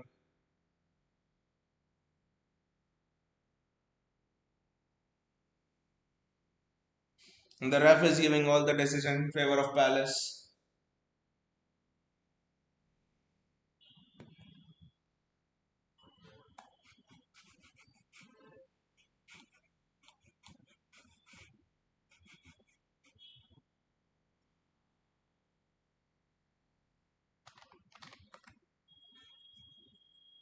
Brentford is leading against Newcastle. Wow. And the goalkeeper has an assist. This is interesting.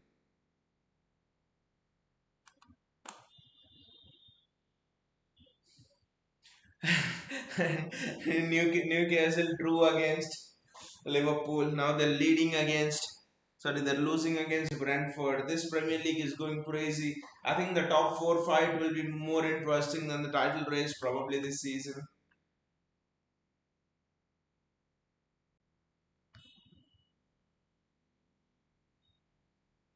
I mean, City of old, I would expect us to bash Palace 5-2 and get the game done. But with this City, I'm happy if we don't concede one more. That's how bad the equations are. I remember a match, I think 2 seasons ago, Palace were leading 2-0 at half time and the match ended 5-2 or 6-2 to City. The Erling Haaland scoring 4 goals.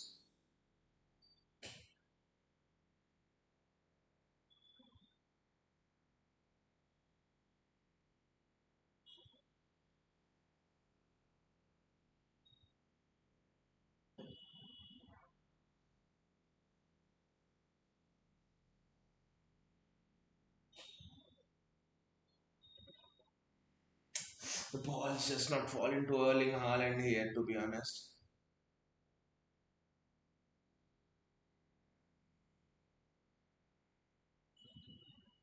Gundogan with the mistake. Palace on the counter. Rico Lewis. They'll target Rico Lewis.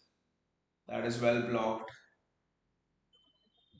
Nunez does extremely well there. Unleash Jeremy Doku and Jack Grealish. That's the only way we are going to win this game, guys. Unleash Jack Grealish and Jeremy Doku. Pep will bring them on when 5 minutes are there to go. And he'll say, I'll have to manage the schedule. Fuck off, Pep.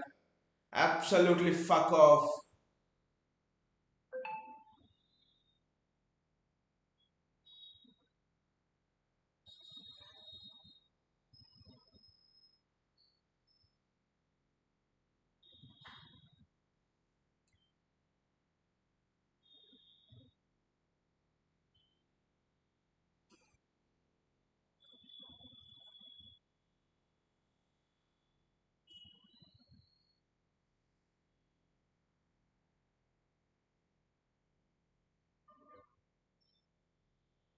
Rico Lewis loses the ball. It's hit the referee, to be honest. The possession was with City, so that's fine. 24 minutes to go. Enough time, but do we have the will to get that goal? That's the big question. Rico Lewis through. Rico Lewis has to score, and Rico Lewis scores. Woo! All credit to the young man. Whatever shit is done in this match, but the temperament of Rico Lewis cannot be questioned. Rico Lewis का जो जिगर है ना खेलने का, that just cannot be questioned. He's just absolutely so good. I hope it's not offside. It's going to be tight, Gotham. It's going to be tight. Offside था क्या? Offside था क्या? It's going to be नहीं, offside नहीं था, offside नहीं था, पर क्या गोल था यार, फैंटास्टिक. उसका कमिटमेंट और उसका जिगर का क्वेश्चन ही नहीं कर सकते. Superb from Rico Lewis. The strike was fantastic. The strike was absolutely phenomenal. Savinho ना इसका आधा भी सीख लेता, I think Savinho would be in a better place. क्या गोल था Rico Lewis का. But still, the position is playing in is not the right position for him, to be honest. Because someone having that kind of ability to make the runs into the box, you're wasting him, playing him in CDM, left back, right back, Joby. Goal given. Yes. क्या goal था भाई आज, superb goal. Gautam says, the first thing I want after the end of the season is changing the squad length. Approach, no more small squads. Chelsea approach is the best approach, especially with the way the schedule is going, I think, Gautam. See, Pep's approach, even 3 years back, I would say, 3, 4 years back, I would say, even 2 years back, I would say, was good with small squads. We've got the ball, Kevin De Bruyne in a dangerous position. I mean, Kevin De Bruyne has been so fucking bad today. पता नहीं यार अब क्या बोलूं, पर क्या है कि now you look at the schedule. ये Champions League है ना, I think ये Champions League है ना, where you do not have a winter break. Yeah, you're right, Gautam. It just doesn't work that way anymore. You have the Champions League, no winter break, and then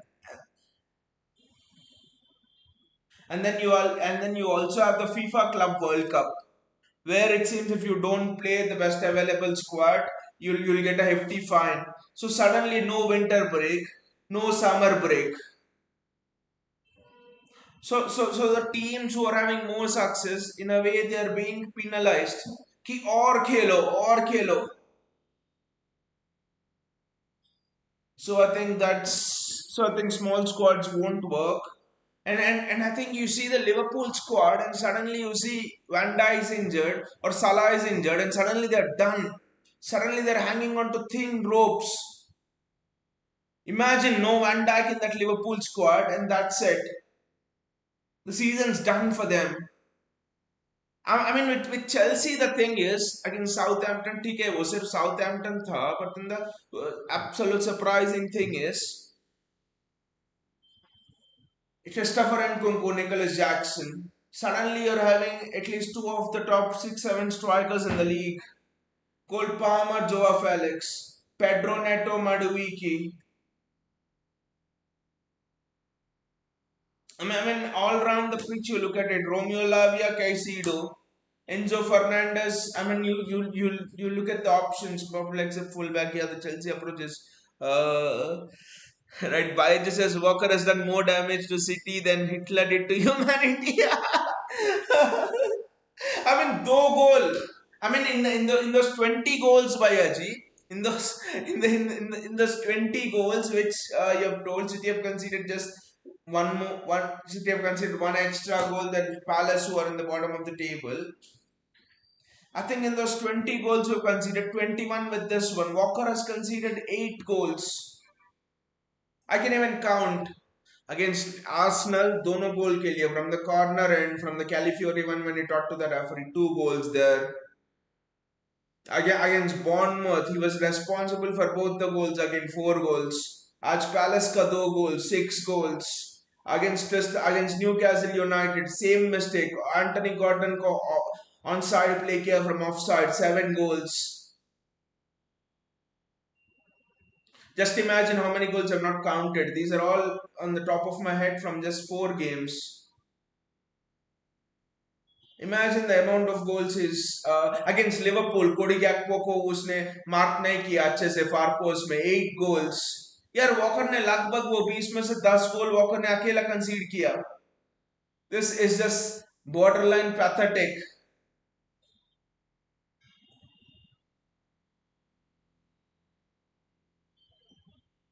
Matthews Nunez has to recycle the ball to De Bruyne. There's no chance. Yes. That's a corner for City, but De Bruyne should have done better. Bayer says bring on Doku and Grealish.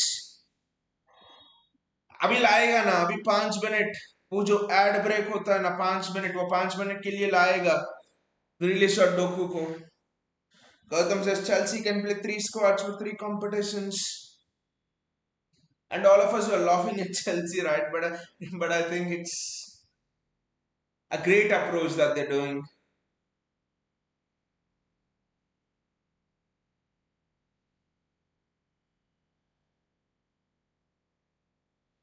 Ilkay Gundogan does well. Matthews Nunes has to put a cross into the box.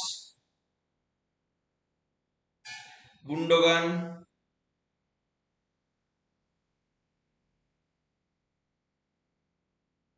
Bernardo Silva.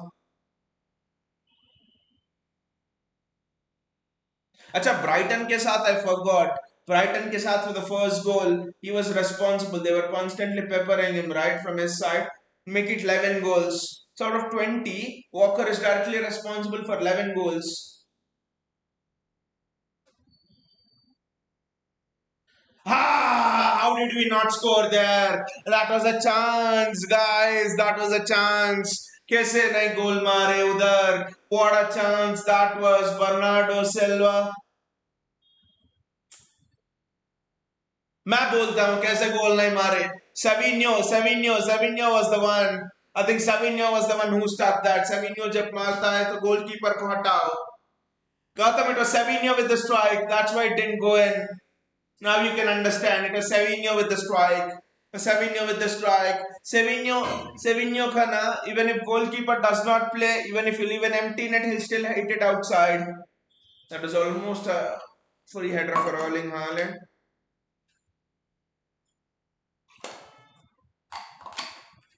If City can win from here, I think we'll get a lot of confidence. Selhurst Park, tough away game. Can we win from here? That is the question.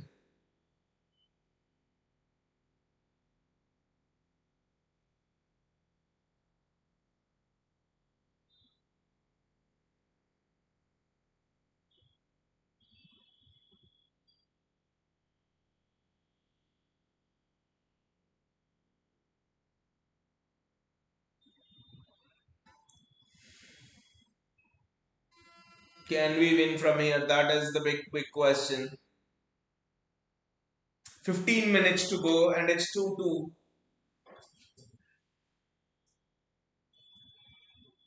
I mean, we should have scored that one previously. पता नहीं क्या कर रहे थे. Like Gautam, you're right. What the fuck are they doing in front of goal? That is true.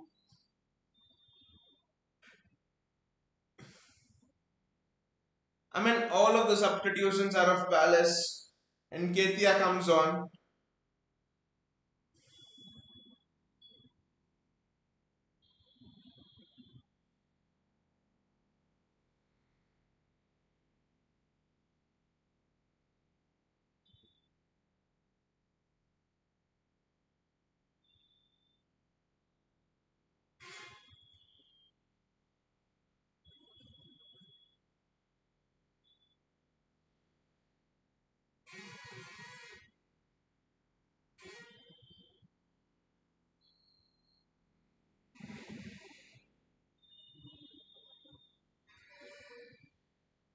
I mean, it's a drop ball for City, and I know they stopped for an injury, but 15 minutes to go, yaar. 15 minutes. Can we score one more? Because this will just be so good for us.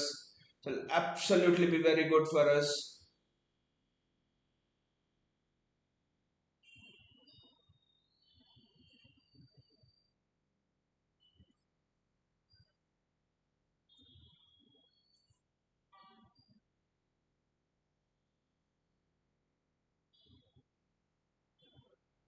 What a touch that is! From Bernardo Silva.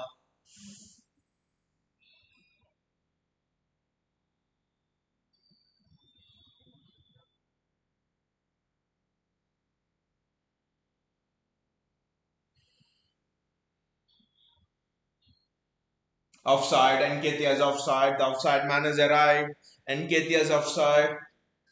But Gautam, after a long time to bring out your attacking bliss, I think it's time to launch the attacking bliss, Gautam. Just bring out your attacking bliss after a long time. Yes, the first substitution. 15 minutes to go, 13 minutes to go. Jeremy Doku comes with the hairband. Savinho goes off. But I want him to play on the left and not the right. For a moment, for the first time when he came on in the previous match with the headband, I thought, what is Noni Madueke doing here? Gautam says, Doku is here with the place. Great timing, right?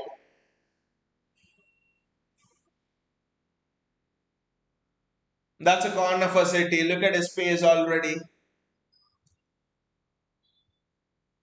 I don't know why Kevin De Bruyne wastes 10-15 seconds going to that corner when we're not going to do shit from it. Doku, I think, will have one magic moment, but chance! That was a chance. That was a chance for Josko Guardiol. I think a Palace player got his head on it. That was a chance for Josko Guardiol there. Inching towards the 80th minute mark.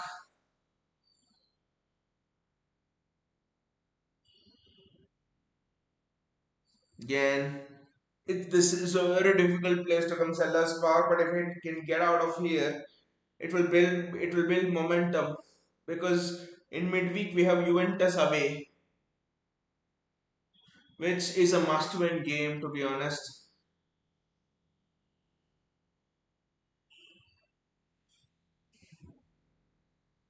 And Matthews Nunes is offside again. Juventus away will be tough. We have to win two of our three Champions League games at least. Have hopes of qualifying in that top eight or something like that. 80 minutes gone, exactly 10 more minutes to go. What can we do?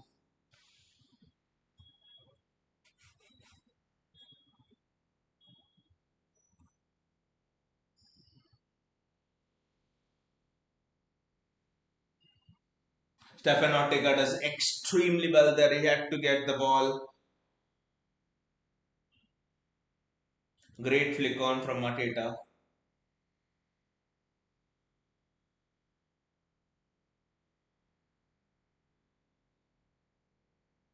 Whenever we get a corner, for the next 2-3 minutes, opponent is on the attack. I don't know how shit, who is the set piece coach we have hired and how shit he is.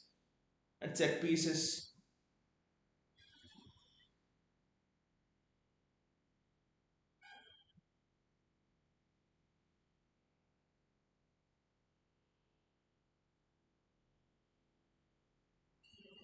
That is a great ball to Matthews Nunez.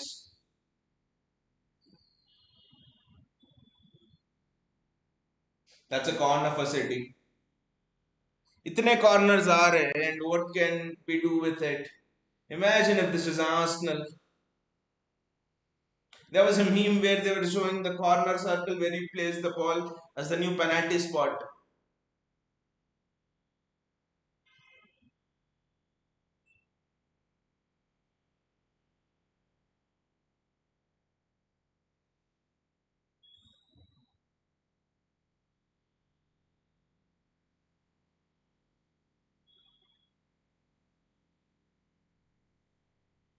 And Ikai Gundogan with the fuck up again. It's a 2v2, it's a 2v2, it's a 2v2.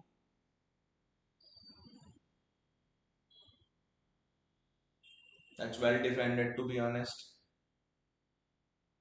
Gotham just look to Arsenal, they have become Comeric. But that match against United was hilarious. Every corner, it seemed they are playing football match just for getting corners. If we can be so lethal on corners, and I'm just like, Arsenal have Gabriel, who's a known header of the ball, but we have at least 5 to 6 players who are power headers. That's fantastic there. Don't give it to Kyle Walker.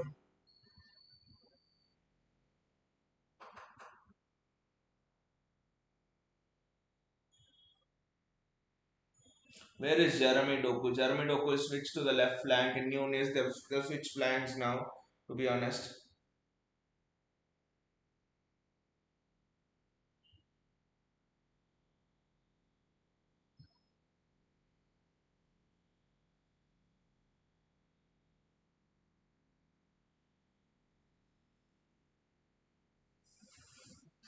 7 more minutes to go. Can we show a bit of urgency in the game?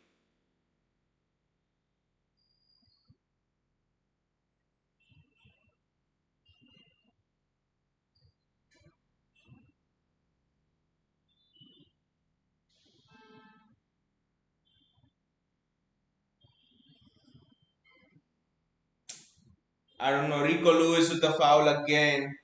I think it's a red card for Rico Lewis. I think it's a red card for Rico Lewis. It's a red card for Rico Lewis. Done. Gone. Rico Lewis put out of his misery. Thank you, Pep Guardiola. He now will not be able to play the next match.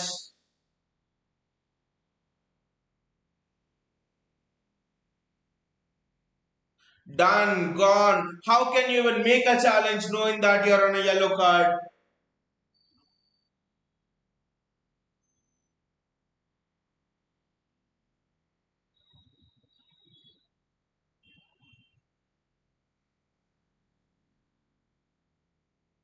How can you even make a challenge like that knowing that you're on a yellow card?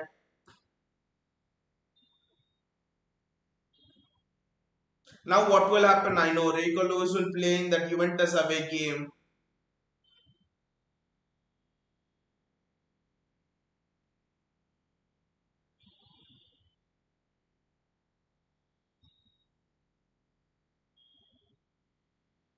Gautam says it's not a challenge, it's a mistake of the referee. But yes, Jack Grealish is coming on. Exactly, Gautam, exactly like we said. 5 minutes to go. Here you go, Jack. But you cannot go for the ball like that, right, Gautam? Because you're on a second yellow. Why do you even want to attempt that challenge? It looks soft. The referee could have avoided that, but you're in that kind of a situation. You just why do you even want to challenge like that for the ball? That's my question.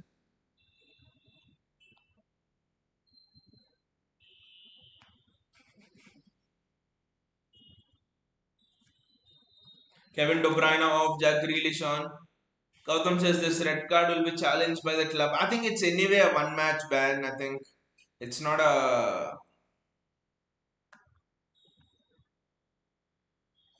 This thing, it's a one match ban anyway, I think so.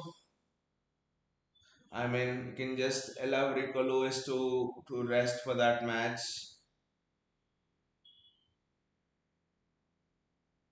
Now Palace will be all over us. I think we'll have to accept our fate of a draw at Selhurst Park. And it's another corner for Palace. 8 more minutes to go. I expect 4 minutes of added time, so 8 more minutes to go. Let's see if we can get a goal back. Gautam says it's a derby, mate. Exactly, Gautam. It's a derby. That's why I do not want Rico Lewis to play. I mean, where do you play Rico Lewis in the derby? Would you play him in midfield? Just imagine Rico Lewis in that midfield against Kobe Maino, Casemiro, Bruno Fernandes, or whoever plays for them. I mean, just where do you play Rico Lewis in the derby? He'll actually be run over with that midfield of United.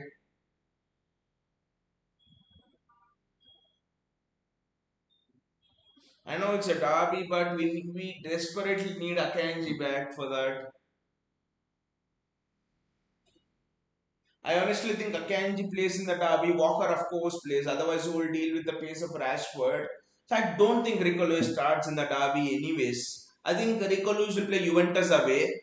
See, Juventus away is also important. Otherwise, will not will. It's a must win for me. Juventus away. See, the midfield for a derby will be Gundogan, Grealish, Kevin De Bruyne, Akanji, Walker, Guardiola, and Diaz. So I think there's no space for Rico Lewis in the derby, to be honest.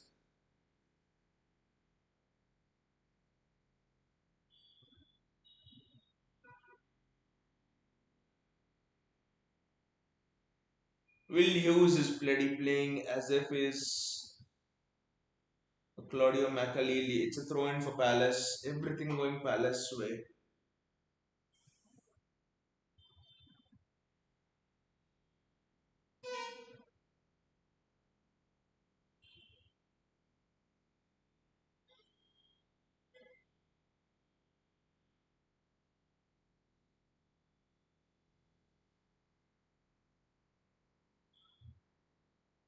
Now Palace want to win it. Look at it.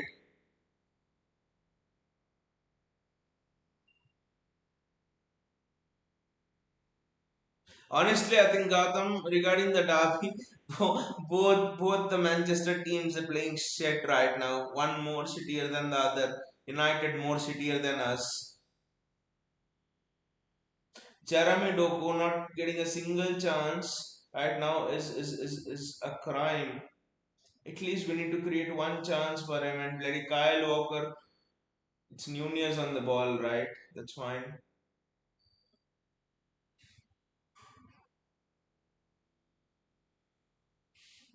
And Bernardo Silva loses the ball. My God. That's it. 90 minutes are almost up. Will there be? There's no John Stones to have a party in the late minutes.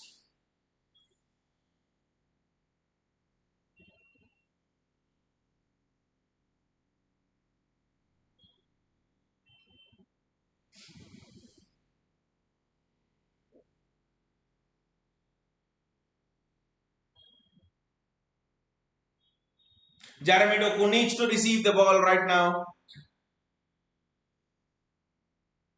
There's no space for him to run into, and the 90 minutes are up. The ref is ready to blow the whistle, but is not allowed to. I think he needs to be at least +4. It's +4 exactly. I was secretly hoping it could be +5, +6. And again, he's playing Jack Grealish on the wing. He's playing Bernardo in the midfield. Don't understand this shit. Why is Grealish playing on the wing again?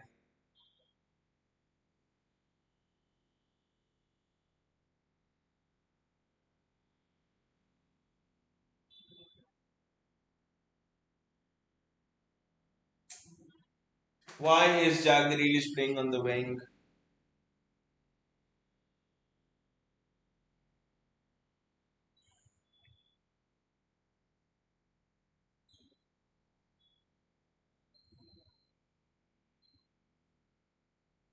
Kyle Walker does well. One chance for Jeremy Doku. All I ask is one chance.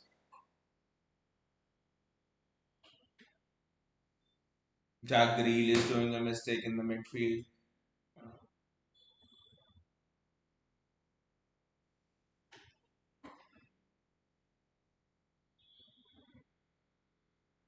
I think let's take a point and get out. That's how it's feeling right now. But can we create one chance? But who is the bloody creator?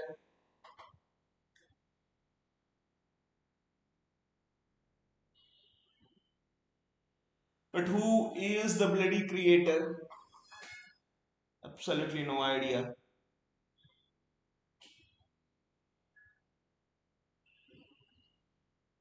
That's well defended. And it's a Palace corner. I think that will be the game, to be honest. Let's look at the scores from the other games.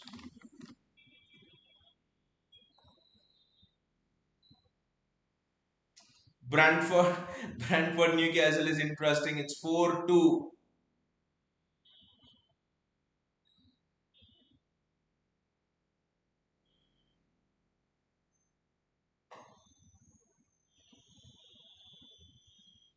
That's a foul on Grealish.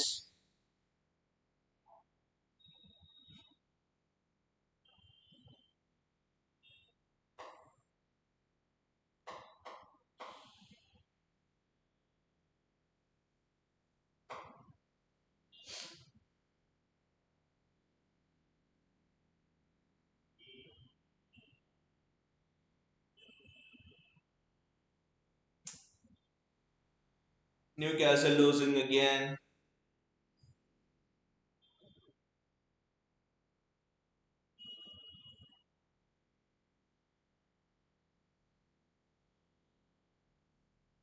And Stefan Ortega hitting the ball out.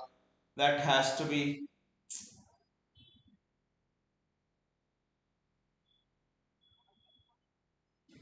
one more minute.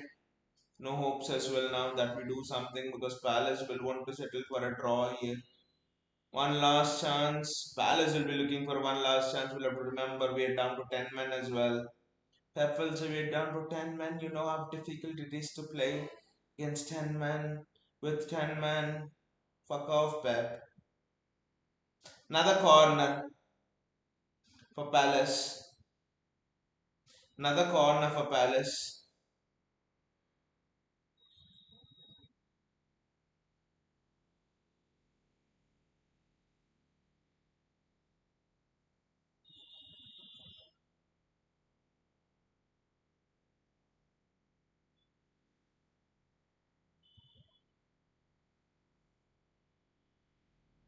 Jeremy Doku. Why the hell was the referee blowing when we are on counter attack? What the hell was that? Why was the referee blowing when we were on the counter attack? What are these refs? Why did the referee blow when we are on the counter attack? Even last time's game, I think it was the same ref. When Newcastle were on the counter attack, he blew.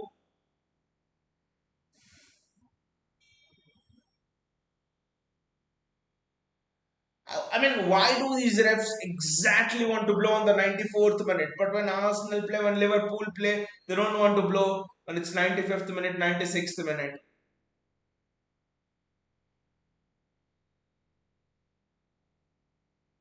What the hell are these refs?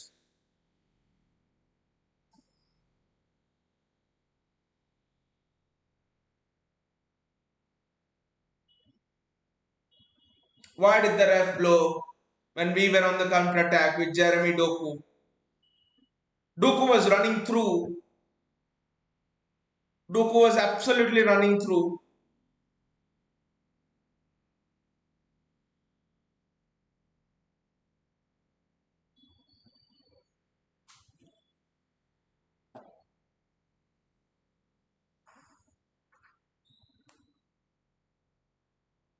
We are actually clear in the fourth place.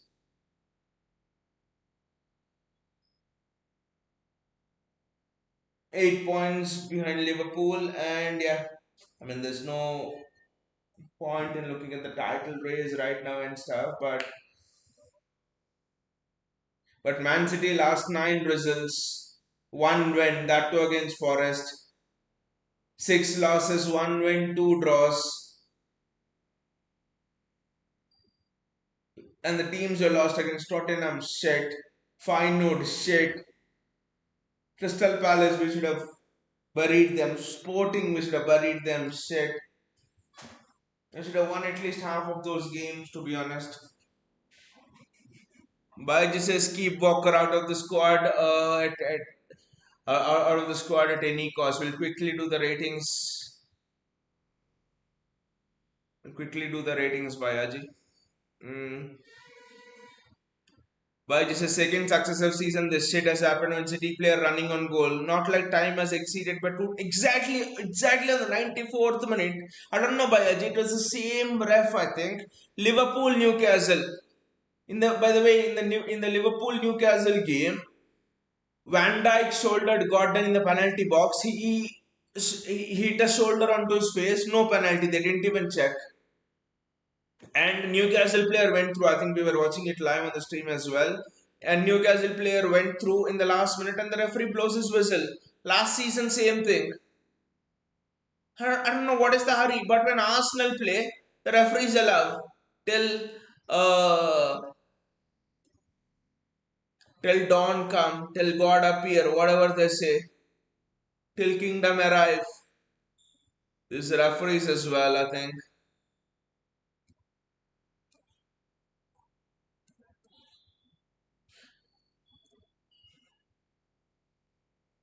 Let us actually do the ratings now.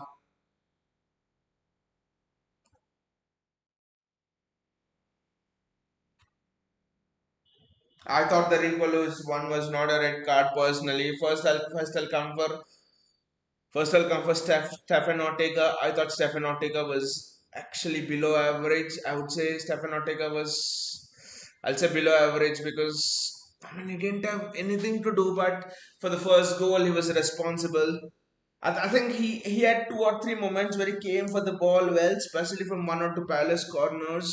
One of the Palace players was almost through. He came to the ball and he cultured it well. I think there were glimpses from Ortega where Stephen Ortega was very good, but other than that, he was poor on the first goal. He should not concede the first goal, especially a shot stopper of his quality. I don't think Edison concedes that first goal, especially at the near post. His distribution was shocking. Distribution was not good. In the 90th minute, he hit a ball out when he could easily have found a player. Stefan Ortega for me was not good. He was not up to the standards. Stefan Ortega, to be honest. Maybe I think Eddie comes back for the Champions League game, and then I think Pep will take it on from there. It's not Edison is much better. I think shot stopping wise, Stefan Ortega is good, but क्या ही करे I mean, ऐसे दो goalkeeper के बीच में फंसे हुए हैं कि किसी को भी ले आओ ऐसे ही कर रहे but then we'll have to also remember he saved us shit against Nottingham Forest because Wood was through on goal. Gibbs White, nice shot. He made 2 or 3 very good saves. I mean, then we'll go for. I mean, all of our defenders are injured. Ruben Diaz. I think Ruben Diaz was average, to be honest, to say the least. I know he was one of the best of our defenders, but overall the defense in itself was not great.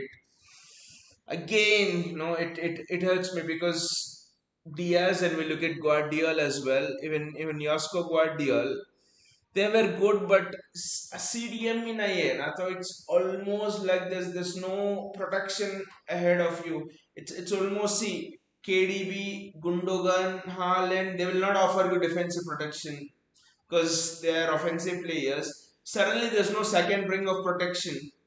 See it's as bad as you lose the ball and the opponent is onto you. I don't care. You bloody bring Franz Beckenbauer, you bloody bring Alessandro Nesta, you bloody bring Roberto Carlos, the best of the best defenders. Paulo Maldini. कुछ नहीं करेंगे वो without the CDM protection in front of them. You cannot have 3v3 attackers running onto you. You cannot have 2v1s running onto you all the time, right? The work which Diaz and Guardiola are doing is selfless. In fact, I'll put him in great because the challenges they put in this match should have been 4-1 or something. 4-2 or something. The challenges that they're putting in, both Guardiola and Diaz in this match, both of, it's just a thankless work because you're playing shit in the midfield, Pep. You're playing Gundogan, Rico Lewis, Bernardo Silva, absolute shite in the midfield. If it was your Barcelona team, would you play this shit? Hell no, he would not play this shit. By says Ortega didn't play according to the reputation. Weak shot stop for first and shitty free kick in injury time. Exactly, Bayaji, exactly. That's why I put him in below average because if I put him in piss poor, it will be a disgrace to a player who will. It will be a disgrace to him. It will actually be a disgrace to the player who I'm putting him in piss poor because he has been too pathetic, and I think even you knew who the player is. But Diaz for me was good. It's I think both are centre backs. Diaz, Guardiola, Diaz, Akanji, Joby Kale, whoever it is. I actually think it's a thankless job because DM ही नहीं है ना. Directly ball disposes हो जाओ defenders के ऊपर आ जा रहा. It's just absolutely pathetic. By says Diaz was the only one interested in defending. Exactly, without Diaz putting in those blocks, वो जो spirit है ना, without Diaz putting in those blocks, it would just be over for us. Where is bloody Josko Guardiola? Josko Guardiola, I would say average. Josko Guardiola, maybe I think. I mean, defending ठीक था. I mean, he was putting in challenges, but then again, he's playing as a centre back. We cannot judge him on those attacking stats as well. But one or two times he's given the ball away, I think. But overall, I think it was a good performance from Josko Guardiola. Decent performance, average performance from Josko Guardiola. But then when you played £100 million for a defender, I think you expect his performances to be in awesome and great all the time. Diaz was bang average for me. Had his moments. I think Diaz towards the second half of last season was unplayable, was the best defender in the league. But again, this season he's sort of iffy. Again, why problem है ना?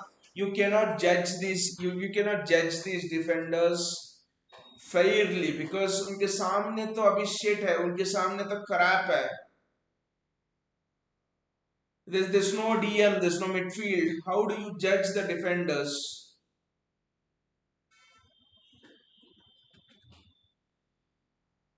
I mean, now actually comes the real one. Now actually comes Rico Lewis. I mean, उसने गोल मारा तो मैं उसे awesome और great में नहीं डालूंगा. I think for first of all, the first thing is Rico Lewis has been piss poor. Rico Lewis has absolutely been piss poor in this match. ठीक है, Rico Lewis got the goal, but that will not allow me to change my mind. क्या किया Rico Lewis ने? Too weak physically in possession. At least 2-3 times. I don't know, but I missed more times. On the top of my mind that Rico Lewis lost possession. Palace on the counter. I mean, it generally would not have mattered if a Rodri or a Sandberger, जो भी DMs है, DMs होंगे तो, but without a DM, when you lose the ball, directly that to in attack, directly Palace is countering onto your Ruben Diaz and Gosco Guardiola. कितने सहेंगे हमारा defenders? It's a direct counter attack. It's almost like without a bulletproof jacket. DM आपका bulletproof jacket है और without a bulletproof jacket you're telling Diaz to face bullets every time. एक बार बचेगा बचेगा, दो बार बचेगा. बॉलीवुड मूवी थोड़ी है कि हर बार बचेगा. हर बार सलमान खान थोड़ी है मूवी में रोबेन डियाज की. हर बार एक the tiger part 1 part 2 part 3 जो भी है. I think Ruben Diaz will keep on coming out. No, I mean, piss poor, giving away the possession. By this is Josko and Nunes several times passed the ball out of play for throw in. By this is lost count of how many Palace counters originated thanks to Lewis losing possession. Are exactly right, Bajan. Every place he lost possession on the left flank, he lost possession in the midfield, he lost possession everywhere. I think at the end of the season, अभी time नहीं है क्योंकि season और जवान है अभी. But I think at the end of the season there needs to be a big debate कि Rico Lewis का असली position क्या है? Where can we get the best out of him? मुझे लगता है attacking midfield is the best position for Rico Lewis. ठीक है, अभी चांस प्लेस नहीं है बोल के you can not play Kyle Walker as a forward, right? It doesn't work like that. I know Rico Lewis is just 20, he's growing, but then let him grow in the position which he needs to learn, right? Let him grow in the position where he'll be playing in the future so that he'll know the ins and outs of the position. पता नहीं क्या करके छोड़ेगा Pep Guardiola रिको Lewis को। और अब आता है महान व्यक्ति, father of Manchester city, father of Manchester club, Kyle walker. I'm just rethinking. It's a disgrace on Rico Lewis to put Kyle Walker beside him because Kyle Walker was below gutter class. Until the last match he was just gutter class, gutter पे फेंक दो। अब तो gutter से निकाल के नाले में फेंक दो Kyle Walker को। That's how bad Kyle Walker has played in this match. Worst from Kyle Walker. क्या ही बोलूं काइल वॉकर से। हम गिन रहे थे during the show. Crystal Palace 2 goals, Walker was responsible. Bournemouth 2 goals, Walker was responsible. Brighton का 1 goal, Walker was responsible. Arsenal का 2 goal, Walker was responsible. Liverpool's 1 goal, Walker was responsible. Newcastle, he played Gordon on side, 1 goal, he was responsible. 9 और 2 goals that I think on the top of my mind there were 11. Arsenal का 2 goal, Walker was responsible. 11 goals. I think on the top of my mind I would have forgotten 2 or 3. So 21 goals हमने concede किया with this match and Walker is responsible for and Walker is actually responsible for 13 goals directly of those 21 goals. Without Kyle Walker, even if I cut those goals we conceded into half, let us imagine we concede 7 goals instead of 13. 7 plus 6 is 13. We would be almost the joint best defense in the league without Kyle Walker doing his shit. 20 goals में से 12-13 goals एक ही बंदे। I don't think there'll be ever a team in history where one player is directly responsible for 13 goals. It happens in football that ठीक है teammates ने mistakes किया, ये वो गोल्स कंसीड किया, there'll at least be 2 or 3 errors, we have conceded goals, but no, here Kyle Walker has directly been responsible for bloody 13 goals. 13 गोल 20 में से आप कंसीड करते हो, how do you even deserve to put on that blue shirt? I just don't understand. I absolutely do not understand this fact. और उसको captain armband भी पहना दो। अब क्या करो ना, पेप गार्डियोला को, लीलो को हटा के काइल वॉकर को अब पिछले सीट में क्यों अपने गोद पे बिठा दो काइल वॉकर को, और अच्छा लगेगा। Baiji says Walker should never ever play for City again. He's guilty of every other goal City has conceded this season. Well put, Baiji. If you look at that, every other goal, every 1 in 2 goals that City have conceded have been because of Kyle Walker. Every 1 in 2 goals.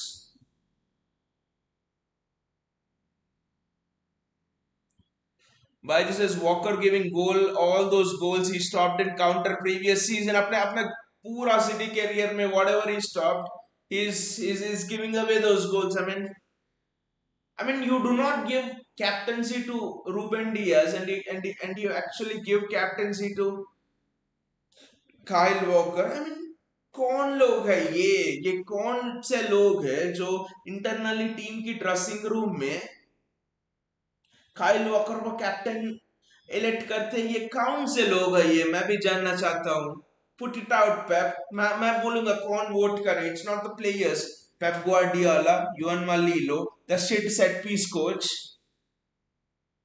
All of them would have voted for Kyle Walker.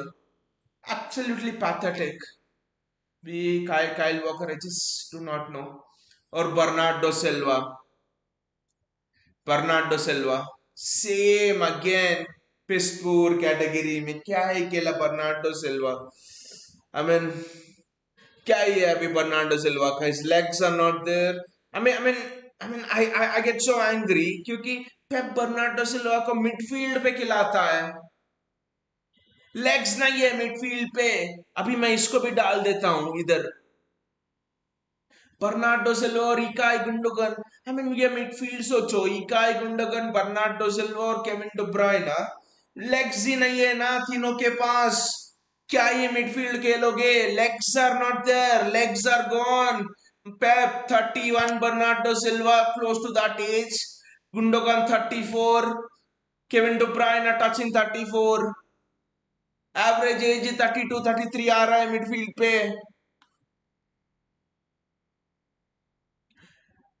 Did Johan Cruyff play Pep Guardiola at 33 years of age in the midfield? Average age क्या है midfield पे? Absolutely pathetic. I mean, I'm just wondering, हमने सिर्फ 20 goals कैसे concede किए? We should have conceded 30 goals like Brentford. हमने 20 goals ही कैसे concede किए? 21 goals. ये midfield के साथ तीन लंग तीन लंगड़े लोग खेल रहे midfield पे. Absolutely no energy and nothing. And Gundogan ko na, you're playing in the him in the midfield and you're taking out his attacking ability. I think Gundogan is our best creative midfielder right now. Kevin De Bruyne is out of form. Gundogan is our best creative outlet. He makes those runs into the box. He can play those 1-2s. He can arrive in the box rate. By playing Gundogan as a DM, he's shit at that. You're bringing out a shitty nature. और आप उसको chance भी नहीं दे रहे हो ना cam खेलने के लिए. He's absolutely shit with Ilkay Gundogan. Bayaji says Bernardo so average after brilliant versus Forest. Average here. I think Bayaji average. You praised him a lot. I think he was piss poor for me. And कितने attacks back pass दिए Bernardo Silva ने. Yes, he was excellent against Forest, but I don't know और क्यों Bernardo को पर that is the difference ना भैया जी. Forest के साथ Bernardo played as a right winger पर यहाँ Bernardo is playing as a midfielder. वो difference है. I think in the same team you play Ilkay Gundogan as a cam. I think you play Ilkay Gundogan and Kevin De Bruyne as two attacking midfielders. और आप एक CDM लाओ, an average CDM, Sanderberger from Fulham, and suddenly you'll see Gundogan's performances will be between average and great. Position का है ना कमाल. Bernardo को right wing से हटा के आपने मिडफील्ड पे खिला दिया. Gundogan who is an attacking midfielder, you are playing him as a DM. रिलीज जिसका बहुत अच्छा बॉक्स टू बॉक्स मैच था एज एन 8, आपने उसको बेंच पे बिठा दिया. और आप सेविनियो को क्यों स्टार्ट कर रहे हो मुझे पता नहीं. और and all of this changes putting Bernardo to right wing, playing Nunez on the left wing was because of ये इंसान. इस इंसान के बारे में क्या बोले अब. सेविनियो कितने चांसेस आए. I think we should be 3-1 up by half time. कितने चांसेस आए on the counter. Piss poor. Left foot पे पिस पोर. महारेस तो आंख पे पट्टी डाल के मार देता था वो. Phil Foden would have buried that. Just imagine the chances that fell to Savinho came to Phil Foden. Buried that. Mahrez तो नेट फाड़ देता था. They were so. I mean, क्या? I mean, Savinho ये तो गोल ही नहीं मार सकता. I think what is played 10-11 matches now without a goal. Baiji says why change winning squad which worked after a match. वो जो कुचली होती है ना पेप को. Pep has to scratch his itch. That's why Pep has changed the winning squad. और पूरा position से बदल दिए. Bernardo into the right, to the wing, Doku को drop किए. I mean, just don't understand. I mean, how does it make sense by see two of the best matches we have had. ठीक है, Feyenoord will drew 3-3, loss ही लगता है मुझे अभी 3-3 पर. Feyenoord we played very well for 75 minutes and Nottingham Forest we played well for 90 minutes. उसमें दो चीजें कॉमन थे. I think against Feyenoord, Nunez played in the midfield alongside Gundogan and Foden जो भी है. And here against Forest, Grealish played in the midfield along with De Bruyne and Gundogan. दोनों Nunez और Grealish का के similarity ये है कि they have legs, they have fresh legs, they have energy in the midfield. और सारे हमने मैचेस हारे after Rodri and Kovacic are injured. देखो सारे हम जो मैचेस हारे, you'll see commonalities in the midfield. Gundogan and Bernardo are playing together when they don't have legs. और क्या हो रहा है कि Bernardo is playing in the midfield, suddenly Isa plays a 1-2 and he runs off Gundogan. Gundogan can't chase back. Bernardo cannot chase back. De Bruyne of course will never chase back. Not his fault. De Bruyne suddenly you have the Palace players playing 1-2s in the pockets.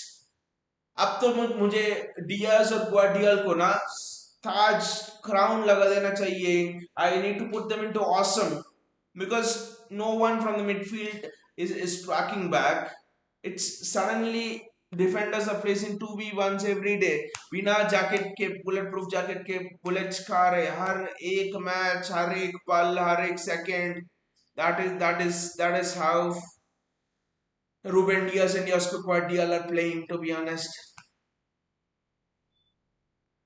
और अभी next है Mathews newness में Mathews newness को I think I'll actually put him in. I mean, yes, he's even that fantastic assist, but for me Matthews Nunes was I actually I mean I'm a bit split below average and below average and average, to be honest. पर that's the point भाई Ajay newness was good in glimpses पर उसने और यास्को Gvardiol ने कितने बार ball out of play for throw in pass कर दी है I mean that is a lapse in concentration to be honest Matheus Nunes for me below average उसका टच ना न्यूनेस का जब वो ऑफसाइड रहता है ऐसे कि Mahrez has come in the form of Nunez to take that touch and when he's clearly onside, his touch is like a Lukaku. Lukaku और Mahrez का बूट सवार कर रहे क्या न्यूनेस के अंदर? I mean, Nunez is not a winger again. I mean, वही again newness का जरूरत था मिडफील्ड पे. पेप उसे खिला रहा है विंग पे. बर्नार्डो सिल्वा का जरूरत था विंग पे. पेप उसे खिला रहा है मिडफील्ड पे. Rico Lewis का जरूरत ही नहीं था. Play Guardiola left back, Cameron Simpson Posey in the centre back. Cameron Simpson Posey was superb against Brighton, against Sporting, even against Spurs. Goals went, but not as fault. स्पर्स के साथ लोग बोलते हैं after the Spurs game Simpson Pusey didn't play another game right Spurs के साथ किसने goals मारा James Maddison right और जेम्स मैडिसन क्यों मारा गोल्स जेम्स मैडिसन स्ट्राइकर थोड़ी है जेम्स मैडिसन अटैकर है सॉरी मिडफील्डर है अगर मिडफील्डर आई मीन गोल्स कैसे कंसीड कर रहे हैं City Spurs James Maddison Brighton Matt O'Riley और कार्लोस बरेबा I mean यहाँ विल ह्यूज पास देता है मुनियोस को इससे पहले match Morgan Gibbs White had shots on target when where Ortega made some great saves against Sporting Lisbon midfield से shots आ रहे so the opposition attackers just count I mean apart from penalties Victor Gyökeres को penalties छोड़ दो against Brighton apart from penalties in our last 9 matches please count who have scored the goals and you will see the majority of the goals have been and you'll actually see the majority of the goals have been scored by midfielders. So अगर opposition का midfielder आपके खिलाफ goal score कर रहा है so that means only one thing your midfielders are not tracking the opposition midfielders you're losing the midfield battle each and every time you're bloody not able to even compete with the opposition midfielders तो उसका blame किस पे जाता है Bernardo Silva इकाई Gundogan ठीक है Phil Foden ने ज्यादा मैचेस नहीं खेले whoever is Rico Lewis पर पेप तो एक्सेप्ट ही नहीं करेगा ना these are the people Gundogan Bernardo Silva RIICO Louis these are the people who are to blame पर नहीं हम तो अपना अटैकर्स को ब्लेम करेंगे हम तो अपना डिफेंडर्स को ब्लेम करेंगे डियाज अकेंजी अकेको when they are the superstars without a midfield अब देखो स्ट्राइकर उन पर रन मार रहा है मिडफील्डर भी उनके ऊपर रन मार रहा है what will you do what the hell will you do just tell me what the hell will you do your midfielders don't have legs the striker and midfielder both are running at you James Maddison and Dominic Solanke clear example against Spurs Matt O'Reilly and Joao Pedro and Danny Welbeck clear example against Brighton क्या ही करोगे thankless job Ruben Diaz तू तो awesome था यार Ruben Diaz great को छोड़ो तू तो awesome था बिना ये मिडफील्ड का आके औसम था अगेंस्ट नॉटिंघम फॉरेस्ट बिना ये मिडफील्ड का लिवरपूल का मैकएलिस्टर सपोज लाइक रन्स मारे ही जा रहे हैं हमारा midfield don't want to track love you the centre backs आके डियाज अकेंजी जो भी सिटी का रेगुलर सेंटर बैक्स है कैमरॉन सिम्पसन पोसी थैंकलेस जॉब है उनका एब्सोल्युटली थैंकलेस जॉब है Baiji says, by now Pep should have readied at least one of three academy players on the bench. We have a bad season without giving chances to any young player. Exactly Baiji, exactly. अगर अगर अगर ये season होता और हमारे midfield पे और Cameron Simpson पोसी सेंटर बैक खेल रहा होता, Josh Wilson aspirant left back खेल रहा होता, मैकेटी को चांस आफ्टर चांस दे रहे होते because De Bruyne and Foden have hardly played this season. I would be happy. Chalo theek hai. Bench develop ho raha hai. An off season after four trophies. See, fans are not upset because we're losing this season. Fans are not upset because we're not able to compete this season. Fans, theek hai. After 6 titles in 7 years, it happens. Down cycles hote hai. That is what life is. That is what football is. पर आप ऐसे shit को लेके खिला रहे हो ना, Bernardo Silva, Kyle Walker, academy players, I mean Jacob Wright या निको ओराइली, और क्या कर सकते थे worse than what Ilkay Gundogan and Bernardo Silva are doing in that midfield. Just imagine a midfield of Jacob Wright, CDM, Nico O'Reilly and James McAtee, और Rico Lewis को खिलाओ attacking midfield. Jacob Wright, Nico O'Reilly, Rico Lewis in the attacking midfield position. That's his best spot I think. इससे क्या इससे क्या बुरा होगा? Simpson Pusey at centre back, we would be very happy even if we would have been down by 3 or 4 more points क्योंकि academy के kids आ रहे हैं.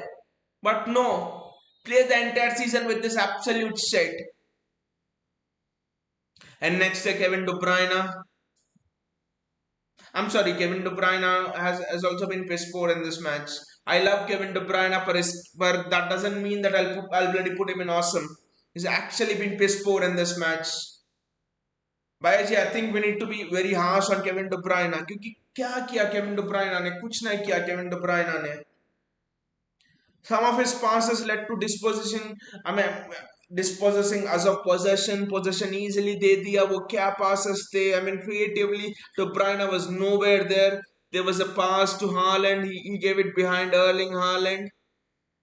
De Bruyne, अब क्या ही बोले. Kevin De Bruyne also had a piss poor game.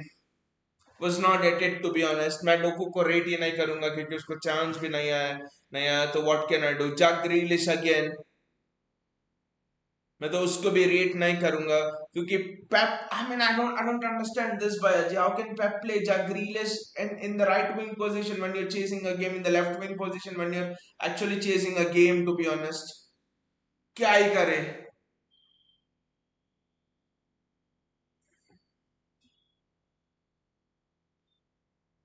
I think there's one more player left to rate, I think, or have we finished everyone?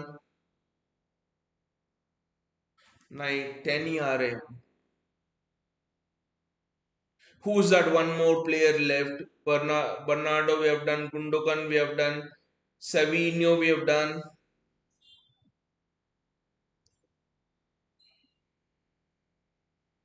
Erling Haaland, of course. Erling Haaland. Of course, Erling Haaland. मैं तो Erling Haaland के average में डालूंगा. अब क्या ही कर सकता है बंदा. ठीक है, he should have buried the one in which he went through. पर उसका header, but his header was a much more difficult chance and Erling Haaland scored that header.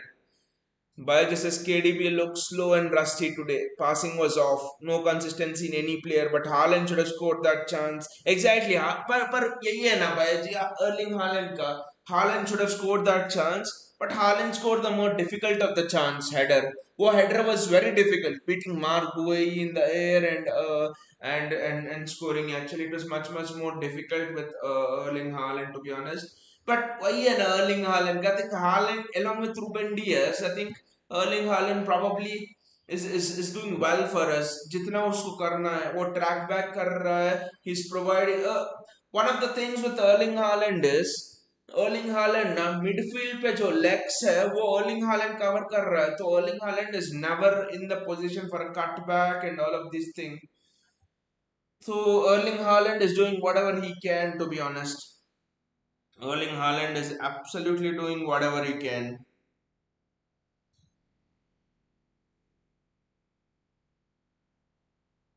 So, I mean, honestly, I think next time in the ratings, I'll even get a Pep photo and मैं उसको पे score पे डालूंगा. See, now when you look at this ratings as a whole, now when you look at this ratings as a whole, piss poor pe, 1, 2, 3, 6 players of your squad are in piss poor. How do you even expect to get a result of the match? Even getting 1 point, if I show someone this ratings card, आपका पूरा midfield पिस पोर पे है, Gundogan, डब्राइना, Bernardo Silva. आपका दोनों full backs पिस पोर पे है, रिको Louis and Kyle walker. The entire midfield and both the full backs are in piss poor, and one of your attacking winger is in piss poor. तो क्या ही कर सकते हैं? I mean, what can you do with this sort of a performance? What else can you expect? By just Haaland's footwork was bad, but for that goal by I think Haaland struck it well. I maybe think he thought the goalkeeper would have gone down faster. Maybe I don't know, but the shot was stuck fiercely, to be honest. So I don't know, but yeah, he should have gone low, to be honest. He shouldn't have lifted it as much. I don't know. He should have actually gone low, to be honest. But I just don't know. Yeah, but the stat was revealing by Ajay about Erling Haaland. In the last 12 before this game, in the last 12 Premier League matches, Haaland has 2 goals and one was from a penalty. Such a poor stat.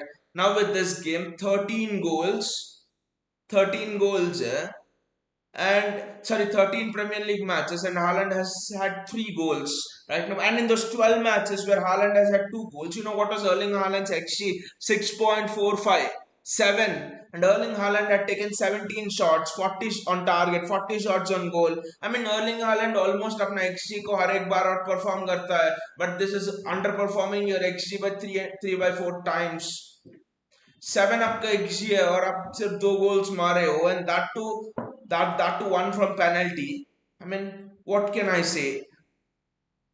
From Erling Haaland, his form has been piss poor. I maybe think Alvarez could have given us the legs in midfield. You just never knew. But pata nahi yaar, I think this season top 4 is the hope, especially after this match. This season top 4 is the hope. And Champions League भी I think कुछ खास नहीं दिख रहा है. I think we have Juventus away, PSG away, and Club Brugge at home. Juventus away. I think this coming week, midweek is Juventus away, and we need to win Juventus away.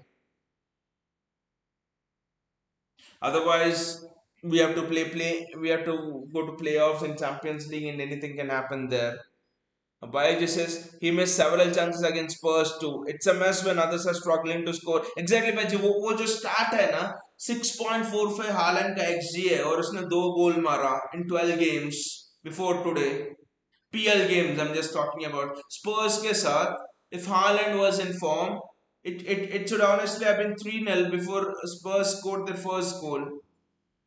I mean, यही है ना, bad luck को भी हम bad luck दिला रहे हैं. ये कैसे पॉसिबल है मुझे पता नहीं, क्योंकि when you do not have a midfield, you want your defense to be spirited and you want your attackers to take your chances. अगर हमारे attackers lethal होते, we still would have been in the title race. We would have won against Brighton. We would have won against Spurs. क्योंकि Brighton के साथ कितना chances आए, कितने miss किए. We would have won against Brighton. We would have won against Spurs. Two easy results. If attackers were on point, we would have won today. Savinho और Haaland का goal जोड़ दो आप, 4-2. Palace ain't gonna score 4 or 5 goals. This attack. So at least 3 matches. And what I'm talking about, 7 points. 3 against Spurs, 3 points. 3 points against Brighton, 1 point against Spurs. 7 points. और आप add कर लो अब हमारा total. Now, us and Liverpool are after this match. We are 11 points again. Okay, Liverpool have a match in hand, but it's generally 11 points. ठीक है? You add 7 points to those 11 points, and the difference would just have been 4 points. इतना कुछ तो lethal होते attackers, and 4 points behind in mid-December. Almost we're coming towards that. Fantastic. It would, and without CDM, it would still have been in a fantastic position. We would have been ahead of Chelsea and Arsenal as well. We would have won those Spurs and Brighton games, and we bloody hell have the chances to win too. तो जब आपका attack lethal नहीं है और आपका midfield CDM absent है तो I think it's just absolutely trash. अभी कौन कैसे जीतोगे matches? That's why I put Ruben Diaz as in that awesome position. Anyway, guys, thank you Bayaji and thank you Gautam and thank you Kamdani as well for joining me. And ठीक है, मैं अभी disappointment I not से too much disappoint क्योंकि आदत हो गई है। स्पर्स के बाद डिसअपॉइंटेड थे, ब्राइटन के बाद और ज्यादा डिसअपॉइंटेड थे, पर now it's fine. I think expectations are top four and will have to cater to that, not be too over enthusiastic and overreactionary. That's what at least I have confirmed myself to. See you Bayaji and have a nice weekend. भी City हारी है ठीक है, but City have been spoiling our weekends for 3 months and अब तो आदत पड़ गई है, तो कुछ ज्यादा खास नहीं है to be honest. And anyway guys, see you all.